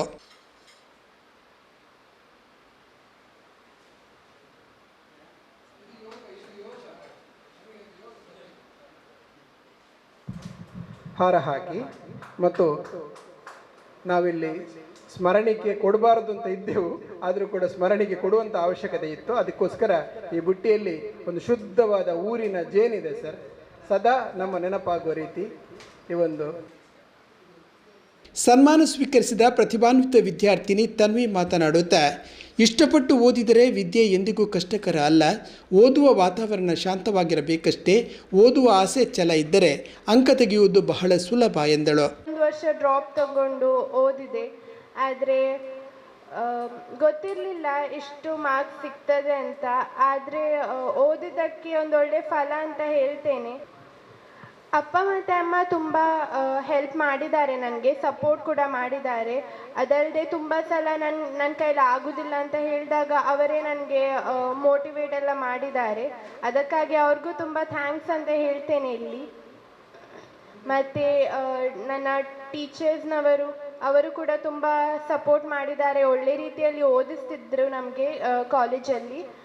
ಹಾಗೆ ಮುಂದೆ ಇನ್ನೂ ಚೆನ್ನಾಗಿ ಓದ್ತೇನೆ ಮತ್ತು ನನ್ನ ಆಶೆ ಪ್ರಕಾರ MBBS ಆದಮೇಲೆ MD ಅಥವಾ MS ಅಲ್ಲಿ ಸೀಟ್ ತಗೊಳ್ಳಿಕ್ಕೆ PG ಎಕ್ಸಾಮ್ಸನ್ನು ಬರಿತೇನೆ. ಅದರಲ್ಲೂ ಇದೇ ರೀತಿ ಒಳ್ಳೆ ಮಾರ್ಕ್ಸ್ ಬರಲಿ ಅಂತ ನನಗೂ ಈಗ ಕೂಡ ಆಸೆ ಇದೆ. ಅದನ್ನು ಪೂರ್ತಿ ಮಾಡಬೇಕಂದ್ರೆ ಮತ್ತೆ ಅಷ್ಟೇ ಚೆನ್ನಾಗಿ ಅಷ್ಟೇ ಛಲದಿಂದ ಓದಬೇಕು. ಫಸ್ಟ್ ಕೋಚಿಂಗ್ ಅಂದರೆ ಗೊತ್ತಿತ್ತು, ಡ್ರಾಪ್ ಇಯರಲ್ಲೂ 1 ಇಯರ್ ಕೋಚಿಂಗ್ ತಗೊಳ್ಬೇಕಂದ್ರೆ ತುಂಬ ಹಣ ಕಟ್ಟಬೇಕು. ಅದಲ್ಲದೆ ಆದರೆ ಸ್ಕಾಲರ್ಶಿಪ್ ಕೊಡ್ತಾರೆ, ಅಂದರೆ ರ್ಯಾಂಕ್ ಪ್ರಕಾರ. ಫಸ್ಟ್ ಟೈಮ್ ರ್ಯಾಂಕ್ 1,55,000 ತನಕ ಇತ್ತು ನಂದು, ಆದರೂ ಸ್ಕಾಲರ್ಶಿಪ್ ಎಲ್ಲ ಕೊಟ್ಟಿರ್ತಾರೆ. ಆದರೆ ಎನಪೋಯದಲ್ಲಿ ಕಾಲ್ ಮಾಡಿ ಹೇಳಿದ್ರು ಇಲ್ಲಿ ಫ್ರೀ ಕೋಚಿಂಗ್ ಸಿಗ್ತದೆ ಅಂತ. ಅದಕ್ಕೆ 450 ಪ್ಲಸ್ 350 ಪ್ಲಸ್ ಎಲ್ಲ ಯಾರಿಗೆ ಸಿಕ್ಕಿದೆ ಅವ್ರಿಗೆಲ್ಲ ಫ್ರೀ ಕೋಚಿಂಗ್ ಅಂತ ಹೇಳಿದರು. ಅದಕ್ಕೆ ಮತ್ತೆ ಎನಪೋಯದಲ್ಲೇ ಜಾಯ್ನ್ ಆದೆ. ಫಸ್ಟ್ ಅಂದರೆ 2 ವರ್ಷ ಆಲ್ರೆಡಿ ಅಲ್ಲೇ ಕಲ್ತಿದ್ರಿಂದ ತುಂಬ ಕಂಫರ್ಟೇಬಲ್ ಆಗಿ ಫೀಲ್ ಆಗ್ತಿತ್ತು ಅಲ್ಲಿ ಓದೋದೆಲ್ಲ. ಅದು ಕೂಡ ಒಂದು ರೀತಿಯಲ್ಲಿ ಹೆಲ್ಪ್ ಆಗ್ತಿತ್ತು. ಅಂದರೆ ನಾವು ಓದುವ ಜಾಗದಲ್ಲೂ ನಮಗೆ ಕಂಫರ್ಟ್ ಫೀಲ್ ಆಗಬೇಕು. ಮನೆ ಅಥವಾ ಕಾಲೇಜಲ್ಲಿ ಎಲ್ಲರೂ ಸಪೋರ್ಟ್ ಮಾಡುವವರಿದ್ದರೆ ಎಲ್ಲ ನಾವು ಅಂದ್ಕೊಂಡಿರೋದನ್ನು ಸಾಧಿಸ್ಲಿಕ್ಕೇನು ಕಷ್ಟ ಆಗೋದಿಲ್ಲ ನಮಗೆ. ನಾನು ಫಸ್ಟ್ ಎನಿಸಿದ್ದೇನೆಂದರೆ ಗೌರ್ಮೆಂಟ್ ಮೆಡಿಕಲ್ ಕಾಲೇಜಲ್ಲಿ ತಗೊಳ್ಬೇಕು ಅಂತ. ಯಾಕೆಂದರೆ ಫೀಸ್ ಒಂದು ಕಮ್ಮಿ ಇರ್ತದೆ ಅಲ್ಲಿ. ಆದರೆ ಏನು ಹೇಳಬೇಕಂದ್ರೆ ಮಂಗಳೂರಲ್ಲಿ ಯಾವ ಗೌರ್ಮೆಂಟ್ ಕಾಲೇಜ್ ಇಲ್ಲ, ಹಾಸ್ಪಿಟಲ್ಸ್ ಇದೆ ಆದರೆ ಗೌರ್ಮೆಂಟ್ ಕಾಲೇಜ್ ಇಲ್ಲ ಮಂಗಳೂರಲ್ಲಿ. ಅದಕ್ಕಾಗಿ ಬೇರೆ ದೂರ ಹೋಗಿ ಕಲೀಲಿಕ್ಕೆ ಅಪ್ಪ ಅಮ್ಮನಿಗೆ ಸಹ ಕಳಿಸ್ಕೊಡ್ಲಿಕ್ಕೆ ಅವರಿಗೂ ಮನಸ್ಸಿರೋದಿಲ್ಲ. ಅಂದರೆ ಅವ್ರಿಗೂ ಭಯ ಆಗ್ತದೆ ಬೇರೆ ಊರಿಗೆಲ್ಲ ಹೋಗೋದು. ನಾನು ಹೋಗಿಲ್ಲ ಇಲ್ಲಿವರೆಗೂ, ಅಂದರೆ 1-2 ದಿನ ಹೋಗಿದ್ದೆ ಅಷ್ಟೇ. ಅಲ್ಲೇ ಇದ್ದು ಓದುವಷ್ಟು ಹಾಸ್ಟೆಲಲ್ಲಿರೋದೆಲ್ಲ ನನಗೆ ಅನ್ಕಂಫರ್ಟೇಬಲ್ ಆಗ್ತಿತ್ತು. ಅದಕ್ಕೆ ಅವರು ಹೇಳಿದರು ಮಂಗಳೂರಲ್ಲಿ ಸೀಟ್ ಸಿಕ್ಕಿದ್ರೆ ಒಳ್ಳೆಯದು ಅಂತ. ಆದರೆ ಮಂಗಳೂರಲ್ಲಿ ಫೀಸ್ ಜಾಸ್ತಿ ಇರ್ತದೆ. ಅಂದರೆ ಪ್ರೈವೇಟ್ ಕಾಲೇಜಲ್ಲಿ ಅಂದರೆ 1.5 ಲ್ಯಾಕ್ ತನಕ ಇರ್ತದೆ. ಅದಲ್ಲದೆ ಕಾಲೇಜ್ ಫೀಸ್ ಎಲ್ಲ ಸೇರಿ 2.5-3 ಲ್ಯಾಕ್ ತನಕ ಆಗ್ತದೆ. ಆದರೂ ಓವರಾಲ್ ನೋಡಿದರೆ ನಾವು MBBSಗೆ ಅಂದರೆ ತುಂಬ ಖರ್ಚಿರ್ತದೆ. ಅಂದರೆ 1 ಕೋಟಿ ತನಕ ಸಹ ಖರ್ಚಾಗ್ತದೆ MBBSಗೆ. ಹಾಗಿರುವಾಗ ಜಸ್ಟ್ ಪರ್ ಇಯರ್ 2.5 ಲ್ಯಾಕ್ ಅಂದರೆ ಅದು ಒಳ್ಳೆಯದೇ. ಅಂದರೆ ನಮ್ಮ ಕೈಲಿ ಒಮ್ಮೆಲೆ 2.5 ಲ್ಯಾಕ್ ಕಟ್ಟೋದಂದರೆ ಕಷ್ಟವೇ. ಆದರೂ ಹೆಲ್ಪ್ ಮಾಡುವವರೆಲ್ಲ ಇದ್ದರೆ ಒಳ್ಳೇದು ನಮಗೆ. ಕೌನ್ಸಿಲಿಂಗಲ್ಲೂ ಅಷ್ಟೇ, ನಾನು ಫಸ್ಟ್ ಆಪ್ಷನ್ ಹಾಕಿದ್ದೆ KMC ಸಿಕ್ಕಿದ್ದು ತುಂಬ ಖುಷಿಯಾಗಿತ್ತು. ಹೆಲ್ಪ್ ಅಂದರೆ ಗುರು ಬೆಳದಿಂಗಲು ಅನ್ನೋ ಒಂದು ಕಮಿಟಿ ಇದೆ, ಅವರು ಹೇಳಿದರು ನಿಮಗೆ ನಾವು ಹೆಲ್ಪ್ ಮಾಡ್ತೇವೆ ಫೀಸ್ ಎಲ್ಲ ಕಟ್ಟಲಿಕ್ಕೆ ಅಂತ. ಸೊ ಅದು ತುಂಬ ಹೆಲ್ಪ್ಫುಲ್ ಆಯಿತು ನಮಗೆ. ಅಂದರೆ ಒಂದೇ ಸಲ ಅಷ್ಟೊಂದು ಫೀಸೆಲ್ಲ ಕಟ್ಟಲಿಕ್ಕೆ ಆಗೋದಿಲ್ಲ ನಮಗೆ. ಅಂದರೆ ಅಪ್ಪ ಅಮ್ಮನಿಗೂ ಕಷ್ಟ ಆಗ್ತದೆ. ಎಜುಕೇಷನ್ ಲೋನ್ ತಗೊಳ್ಬೇಕು ಅಂತಿದ್ವಿ, ಆದರೆ ಅಷ್ಟರಲ್ಲಿ ಇವರು ಬಂದು ಹೇಳಿದರು ನಿಮ್ಮ ಫುಲ್ ಫೀಸ್ ನಾವೇ ಪೇ ಮಾಡ್ತೇವೆ ಅಂತ. ಅವ್ರಿಗೂ ತುಂಬ ಥ್ಯಾಂಕ್ ಯು ಅಂತ ಹೇಳ್ತೇನೆ. ಈಗ ಅಂದರೆ ಅವ್ರಿಗೂ ತುಂಬ ಖುಷಿ ಆಗ್ತದೆ. ಈಗ ಹಣದೊಂದು ಟೆನ್ಷನ್ ಇತ್ತು, ಈಗ ಅದು ಜಾಸ್ತಿ ಟೆನ್ಷನ್ ಏನಿಲ್ಲ ಅವರಿಗೆ. ಇನ್ನು ನಾನು ಓದಬೇಕು ಅಷ್ಟೇ, ಓದಿ ಅಲ್ಲೂ ಒಳ್ಳೇದು ಮಾಡಿದರೆ ಅವ್ರಿಗೂ ಇನ್ನೂ ಜಾಸ್ತಿ ಖುಷಿ ಆಗ್ತದೆ. ನಾನು ಪ್ರೈಮರಿ ಮತ್ತು ಹೈಸ್ಕೂಲ್ ಸೇಂಟ್ ಜೆರೋಸದಲ್ಲಿ ಮಾಡಿದ್ದು. ತುಂಬ ಒಳ್ಳೆಯ ಶಾಲೆ. ಅವರು ಅಷ್ಟೇ ಓದೋದ್ರಲ್ಲಿ ಯಾವತ್ತೂ ಕಾಂಪ್ರಮೈಸ್ ಮಾಡಲಿಲ್ಲ, ತುಂಬ ಚೆನ್ನಾಗಿ ಕಲಿಸ್ತಾರೆ. ಅದಲ್ಲದೆ ಬೇರೆ ಆ್ಯಕ್ಟಿವಿಟೀಸ್ ಕೂಡ ತುಂಬ ಚೆನ್ನಾಗಿ ಮಾಡ್ತಾರೆ. PUC ಎನೋಪೋಯದಲ್ಲಿ ಕಲಿತೆ, ಅದು ಸೇಮ್. ಸ್ಟಡೀಸ್ ಅಂದರೆ ಎಲ್ಲ ಸ್ಕೂಲ್ ಕಾಲೇಜ್ ಎಲ್ಲ ಸ್ಟ್ರಿಕ್ಟ್ ಆಗಿರ್ತಾರೆ. ಎಲ್ಲರೂ ಹೇಳೋದೇನೆಂದರೆ ಸ್ಟೂಡೆಂಟ್ಸ್ ಚೆನ್ನಾಗಿ ಓದಿದ್ರೆ ಕಾಲೇಜ್ಗೊಂದು ಹೆಸರೇ, ಕಾಲೇಜ್ಗೂ ನಿಮ್ಮಿಂದ ತುಂಬ ಹೆಲ್ಪ್ ಆಗ್ತದೆ ಅಂತ ಹೇಳ್ತೇನೆ. ನಾವು ನಮ್ಮಿಂದ ಕಾಲೇಜ್ಗೆ ಹೆಲ್ಪ್ ಆಗೋದು ಅಂದರೆ ನಾವು ಚೆನ್ನಾಗಿ ಓದಿ ಚೆನ್ನಾಗಿ ಮಾರ್ಕ್ಸ್ ಬಂದರೆ ಒಳ್ಳೆ, ಅವರಿಂದಾಗಿ ನಮಗೆ ಇನ್ನೂ ಒಳ್ಳೆ ಕಾಲೇಜ್, ಇನ್ನೂ ಒಳ್ಳೆ ಆಪರ್ಚುನಿಟಿ ಎಲ್ಲ ಸಿಕ್ಕಿದ್ರೆ ಕಾಲೇಜ್ಗೊಂದು ಒಳ್ಳೆ ಹೆಸರು. ಈಗ ಸದ್ಯಕ್ಕೆ ಅಂದರೆ ಸರ್ಜನ್ ಆಗಬೇಕು ಅಂತ ಯೋಚಿಸ್ತಿದ್ದೇನೆ. MS ಆದರೆ MBBS ಆದಮೇಲೆ ಹೇಗಿರ್ತದೆ ಅಂತ ಗೊತ್ತಿಲ್ಲ. ಅಂದರೆ MBBS ಆದಮೇಲೆ ಯೋಚನೆ ಮಾಡೋದು ಬೇರೆ ಥರ ಇರ್ಬೋದು. ಯಾಕಂದರೆ MBBS ಅಲ್ಲಿ ಕಲ್ತಾದ್ಮೇಲೆ ನಮ್ಗೆ ಅನಿಸ್ಬೋದು ಮೊದಲು ಸರ್ಜನ್ ಆಗಬೇಕು ಅಂತಿತ್ತು, ಆದರೆ ಈಗ ನನಗೆ ಈ ಫೀಲ್ಡಲ್ಲಿ ತುಂಬ ಇಂಟ್ರೆಸ್ಟ್ ಇದೆ, ಇದಕ್ಕಾಗಿ ಮೆಡಿಸಿನ್ ಮಾಡಬೇಕು ನಾನು ಅಂತ ಚೇಂಜ್ ಆಗ್ತಾ ಇರ್ತದೆ. ಆದರೂ ಈಗ ಯೋಚಿಸ್ತಿರೋ ಹಾಗೆ ನಾನು ಸರ್ಜನ್ ಆಗಬೇಕು ಅಂತ ಆಸೆ ಇದೆ.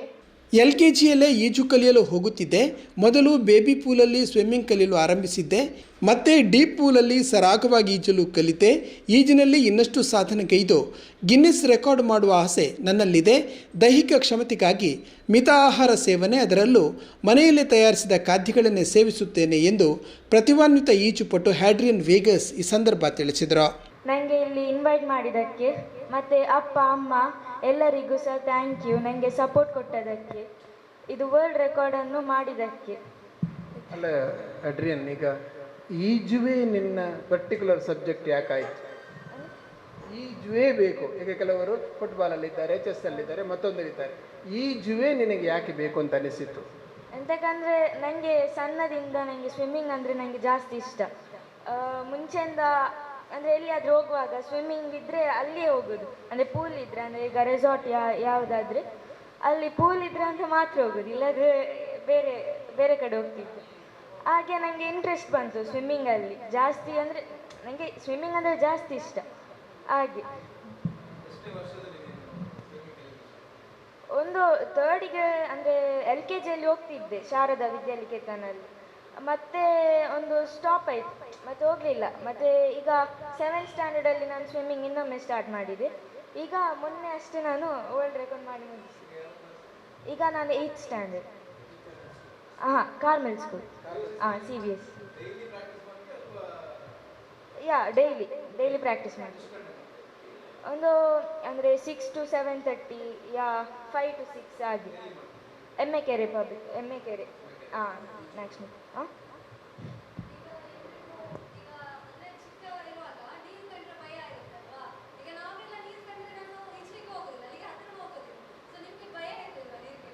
ಇತ್ತು ಭಯ, ಅಂದರೆ ನಾನು ಫಸ್ಟ್ ಬೇಬಿ ಪೂಲಲ್ಲಿ ಸ್ವಿಮ್ ಮಾಡ್ತಿದ್ದೆ. ಮತ್ತೆ ನನಗೆ ಚೂರು ಇಂಟ್ರೆಸ್ಟ್ ಬಂತು, ಅಂದರೆ ಎದುರಬಾರ್ದು, ಅಮ್ಮ ಹೇಳ್ತಿದ್ರು. ಅದರಿಂದ ನಾನು ಡೀಪ್ ಪೂಲ್ ಅಂದರೆ 7 ಫೀಟ್ ಪೂಲಲ್ಲಿ ನಾನು ಕ್ಲಾಸ್ ತಗೊಳ್ಳಿದ್ದೆ. ನನಗೆ ಈಸಿ ಆಯಿತು. ಮತ್ತು ಅದಂದರೆ ಬೇಬಿ ಪೂಲಲ್ಲಿ ಚೂರು ಕಷ್ಟ, ಆ ಡೀಪ್ ಪೂಲಲ್ಲಿ ಈಸಿ ಆಗ್ತದೆ ಸ್ವಿಮ್ ಮಾಡಿ.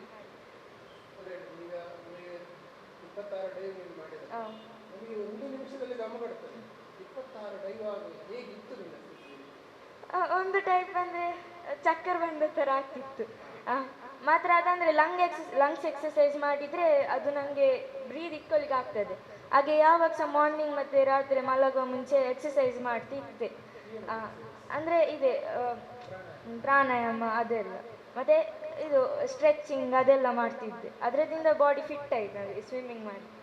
ಇಲ್ಲಾದರೆ ಮಸಲ್ ಕ್ರ್ಯಾಂಪ್ ಆಗ್ತದೆ ಅದು ಮಾಡುವಾಗ. ಅದೇ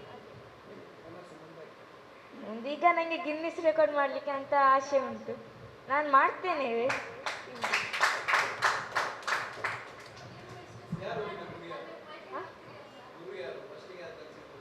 ಅರೋಮಲ್ ಸರ್ ಕೋಚಿಂಗ್. ಅವರು ಫಸ್ಟ್ ಪ್ರೆಸ್ಟೀಜ್ ಸ್ಕೂಲಲ್ಲಿ ಕೊಡ್ತಿದ್ರು, ಮತ್ತು ಅವರು ನನ್ನ ಟ್ಯಾಲೆಂಟನ್ನು ಫೈಂಡ್ ಮಾಡಿ ಅವರು ನನಗೆ ಕೋಚಿಂಗ್ ಕ್ಲಾಸ್ ಕೊಡಲಿಕ್ಕೆ ಇದು ಸ್ಟಾರ್ಟ್ ಮಾಡಿದರು.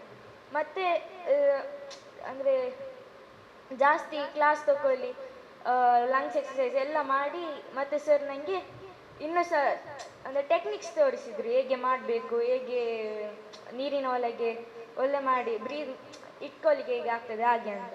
ಮತ್ತು ನಾನು ಅದು ಪ್ರಾಕ್ಟೀಸ್ ಮಾಡಿಬಿಟ್ಟು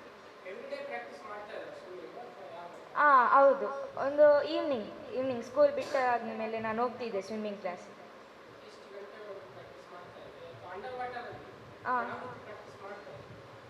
ಅಂದರೆ ಈಗ ಫ್ರೀ ಸ್ಟೈಲ್, ಅದು ಫಸ್ಟ್ ಫ್ರೀ ಸ್ಟೈಲ್, ಮತ್ತು ಅದರ ಮುಂಚೆ ಸ್ಟ್ರೆಚಿಂಗ್ ಮಾಡಬೇಕು, ಮತ್ತು ಫ್ರೀ ಸ್ಟೈಲ್, ಮತ್ತು ಆ ಟೈಪ್ ಇದೆ ಒಂದು ಸ್ವಿಮ್ ಡೈವ್ ಅದೆಲ್ಲ ಮಾಡಿ, ಅದು ಲಾಸ್ಟಿಗೆ ಆಗುವಾಗ ನಾನು ಸಮ್ಮರ್ ಸಾಲ್ಟ್ ಪ್ರಾಕ್ಟೀಸ್ ಮಾಡ್ತಿದ್ದೆ. ಅಂದರೆ ಹ್ಯಾಂಡ್ ಸ್ಟ್ರೆಚಿಂಗ್ ಅದೆಲ್ಲ ಮಾಡಿ ಆದಮೇಲೆ ಆಗ ಅದು ಹ್ಯಾಂಡಿಗೆ ಒಂಚೂರು ಅಂದರೆ ರಿಲ್ಯಾಕ್ಸ್ ಟೈಪ್, ಅಂದರೆ ಫ್ಲೆಕ್ಸ್ ಆಗ್ತದೆ. ಹಾಗೆ ಮಾಡಿ ಇದು ಸಮ್ಮರ್ ಸಾಲ್ಟ್ ಮಾಡಲಿಕ್ಕೆ ಈಸಿ ಆಗ್ತಿತ್ತು ಸ್ವಿಮ್ಮಿಂಗ್ ಕ್ಲಾಸಿಗೆ ಹೋಗಿ. ಅಂದರೆ ಸಮ್ಮರ್ ಸಾಲ್ಟ್ ಪ್ರಾಕ್ಟೀಸ್ ಮಾಡಿ ಒಂದು 10 months. ಸಾರಿ, ನನಗೆ ಇಂಜಿನಿಯರಿಂಗ್ ಮಾಡಬೇಕಂತ ಆಸೆ ಉಂಟು. ಈಗ ಸ್ವಿಮ್ಮಿಂಗ್ ಪ್ರಾಕ್ಟೀಸ್ ಮಾಡ್ತಾ ಇದ್ದೀವಿ. ಸ್ವಿಮ್ಮಿಂಗಿಗೆ ಬಾಡಿ ಫಿಟ್ನೆಸ್ ಎಷ್ಟು ಇಂಪಾರ್ಟೆನ್ಸ್ ಅಂತ ಹೇಳಿದ್ದಾರೆ ಇವರು. ಇವಾಗ ಸ್ವಿಮ್ಮಿಂಗಲ್ಲಿ ಒಂದು ದಾಖಲಾಗಿದೆ. ಬಾಡಿ ಫಿಟ್ನೆಸ್ ಬಗ್ಗೆ ಏನು ವರ್ಕೌಟ್ ಮಾಡಿಸ್ತಾರೆ? ಬಾಡಿ ಫಿಟ್ನೆಸ್ ಟಿಪ್ಸ್ ಕೊಟ್ಟಿದ್ದಾರೆ, ಈ ತನಕ ಏನಾದರೂ ಕೊಟ್ಟಿದ್ದಾರಾ? ಹೌದು, ಅಂದರೆ ಫುಡ್ ಕಂಟ್ರೋಲ್ ಮಾಡಲಿಕ್ಕೆ, ಅಂದರೆ ಹೆಲ್ತಿ ಫುಡ್ ತಿನ್ನಲಿಕ್ಕೆ, ಫ್ರೂಟ್ಸ್, ಮತ್ತು ಔಟ್ಸೈಡ್ ಫುಡ್ ಅವಾಯ್ಡ್ ಮಾಡಲಿಕ್ಕೆ. ಅದಂದರೆ ಅದು ವೆಜಿಟೇಬಲ್ ಎಲ್ಲ ತಿನ್ನುವಾಗ ಅಂದರೆ ಪ್ರೋಟೀನ್ ಸಿಗ್ತದಲ್ಲ, ಅದರಿಂದ ನಮಗೆ ಬ್ರೀದ್ ಇಟ್ಕೊಳ್ಳಿಕ್ಕೆ ಜಾಸ್ತಿ ಹೆಲ್ಪ್ ಆಗ್ತದೆ. ಅದು ಈಗ ಔಟ್ಸೈಡ್ ಫುಡ್ ಡೇಂಜರ್, ಅಂದರೆ ಹೆಲ್ತಿಗೆ ಚೂರು ಎಫೆಕ್ಟ್ ಉಂಟು. ಅಂದರೆ ಈಗ ಸಮ್ಮರ್ ಸಾಲ್ಟ್ ಮಾಡುವಾಗ ಈಗ ನಾವು ಅಂದರೆ ಔಟ್ಸೈಡ್ ಫುಡ್ ತಿಂದರೆ ಅದಂದರೆ ಒಂದು ಸ್ಟಮಕಲ್ಲಿ ನೋವು ಹಾಗೆ ಎಲ್ಲ ಸ್ಟಾರ್ಟ್ ಆಗ್ತದೆ ಅದು ಮಾಡುವಾಗ.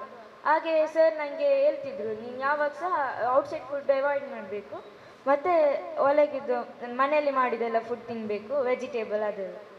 ಉಳ್ಳಾಲ ಕಾರ್ಯನಿರತ ಪತ್ರಕರ್ತರ ಸಂಘದ ಅಧ್ಯಕ್ಷರಾದ ವಸಂತ ಎನ್ ಕೊಣಾಚೆ ಅಧ್ಯಕ್ಷೀಯ ಮಾತುಗಳನ್ನಾಡಿದರು.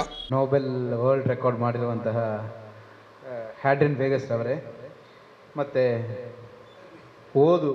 ಓದಿನಲ್ಲಿ ಸಾಧನೆ ಮಾಡಿ ಈಗ ವೈದ್ಯರ ಈಗ ಕನಸಿನಲ್ಲಿ MBBS ಮಾಡಲಿಕ್ಕೆ ಸೇರಿರುವಂತಹ ತನ್ವಿಯವರೇ, ಮಂಗಳೂರಿನ ಪ್ರತಿಷ್ಠಿತ ವಿದ್ಯಾಸಂಸ್ಥೆಯಲ್ಲಿ ಸೀಟ್ ಸಿಕ್ಕಿದೆ.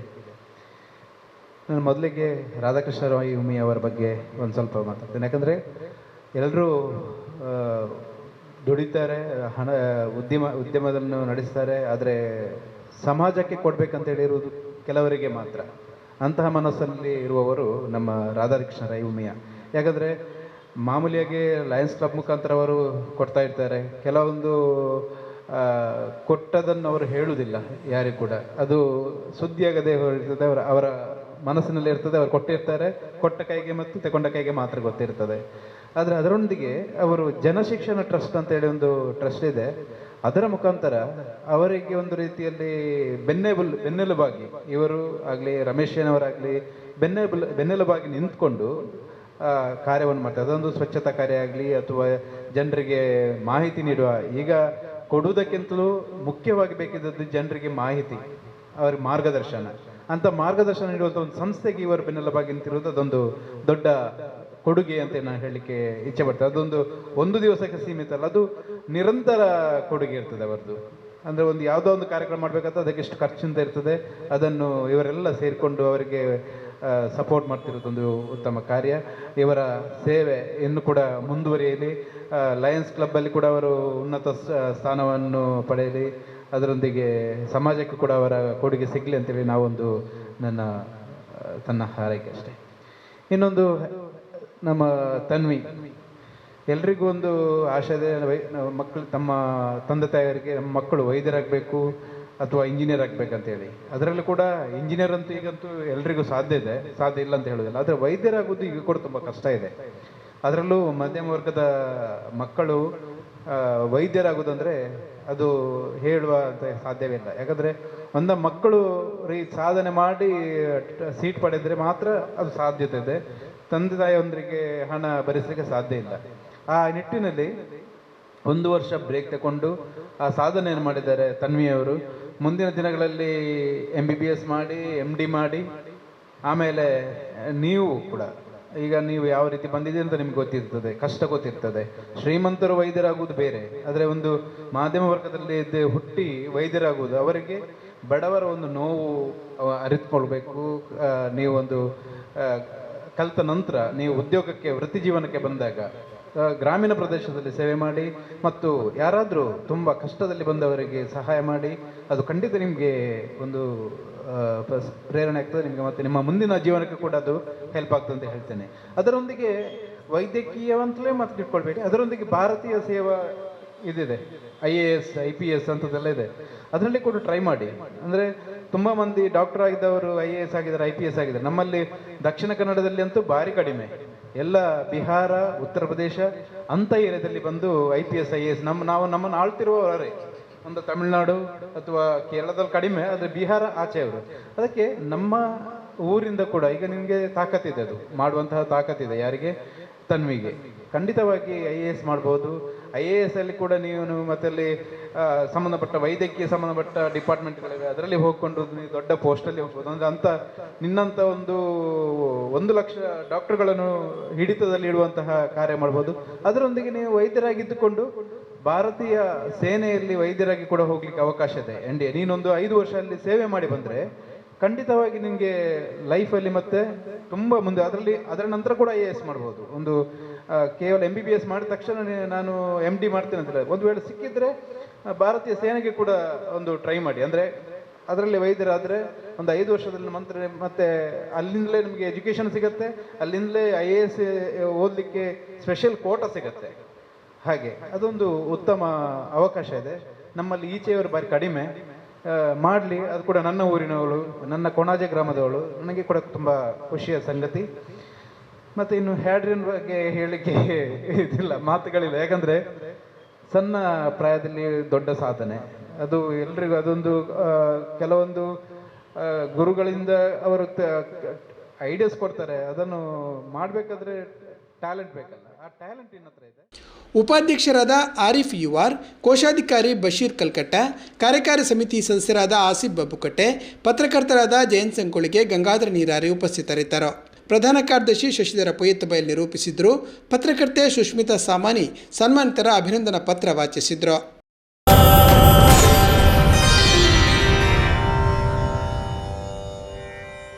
ಇದು ಇಂದಿನ ಹಬ್ಬಕ್ಕ ಸುದ್ದಿ ಸಂಚಯ. ಇನ್ನಷ್ಟು ಸಾಮಾಜಿಕ, ಧಾರ್ಮಿಕ, ಶೈಕ್ಷಣಿಕ ಮತ್ತು ಕುತೂಹಲಕಾರಿ ಸುದ್ದಿಗಳೊಂದಿಗೆ ಮುಂದಿನ ವಾರ್ತೆಗಳೊಡನೆ ಭೇಟಿಯಾಗುತ್ತೇವೆ. ಅಲ್ಲಿವರೆಗೆ ವಂದನೆಗಳು.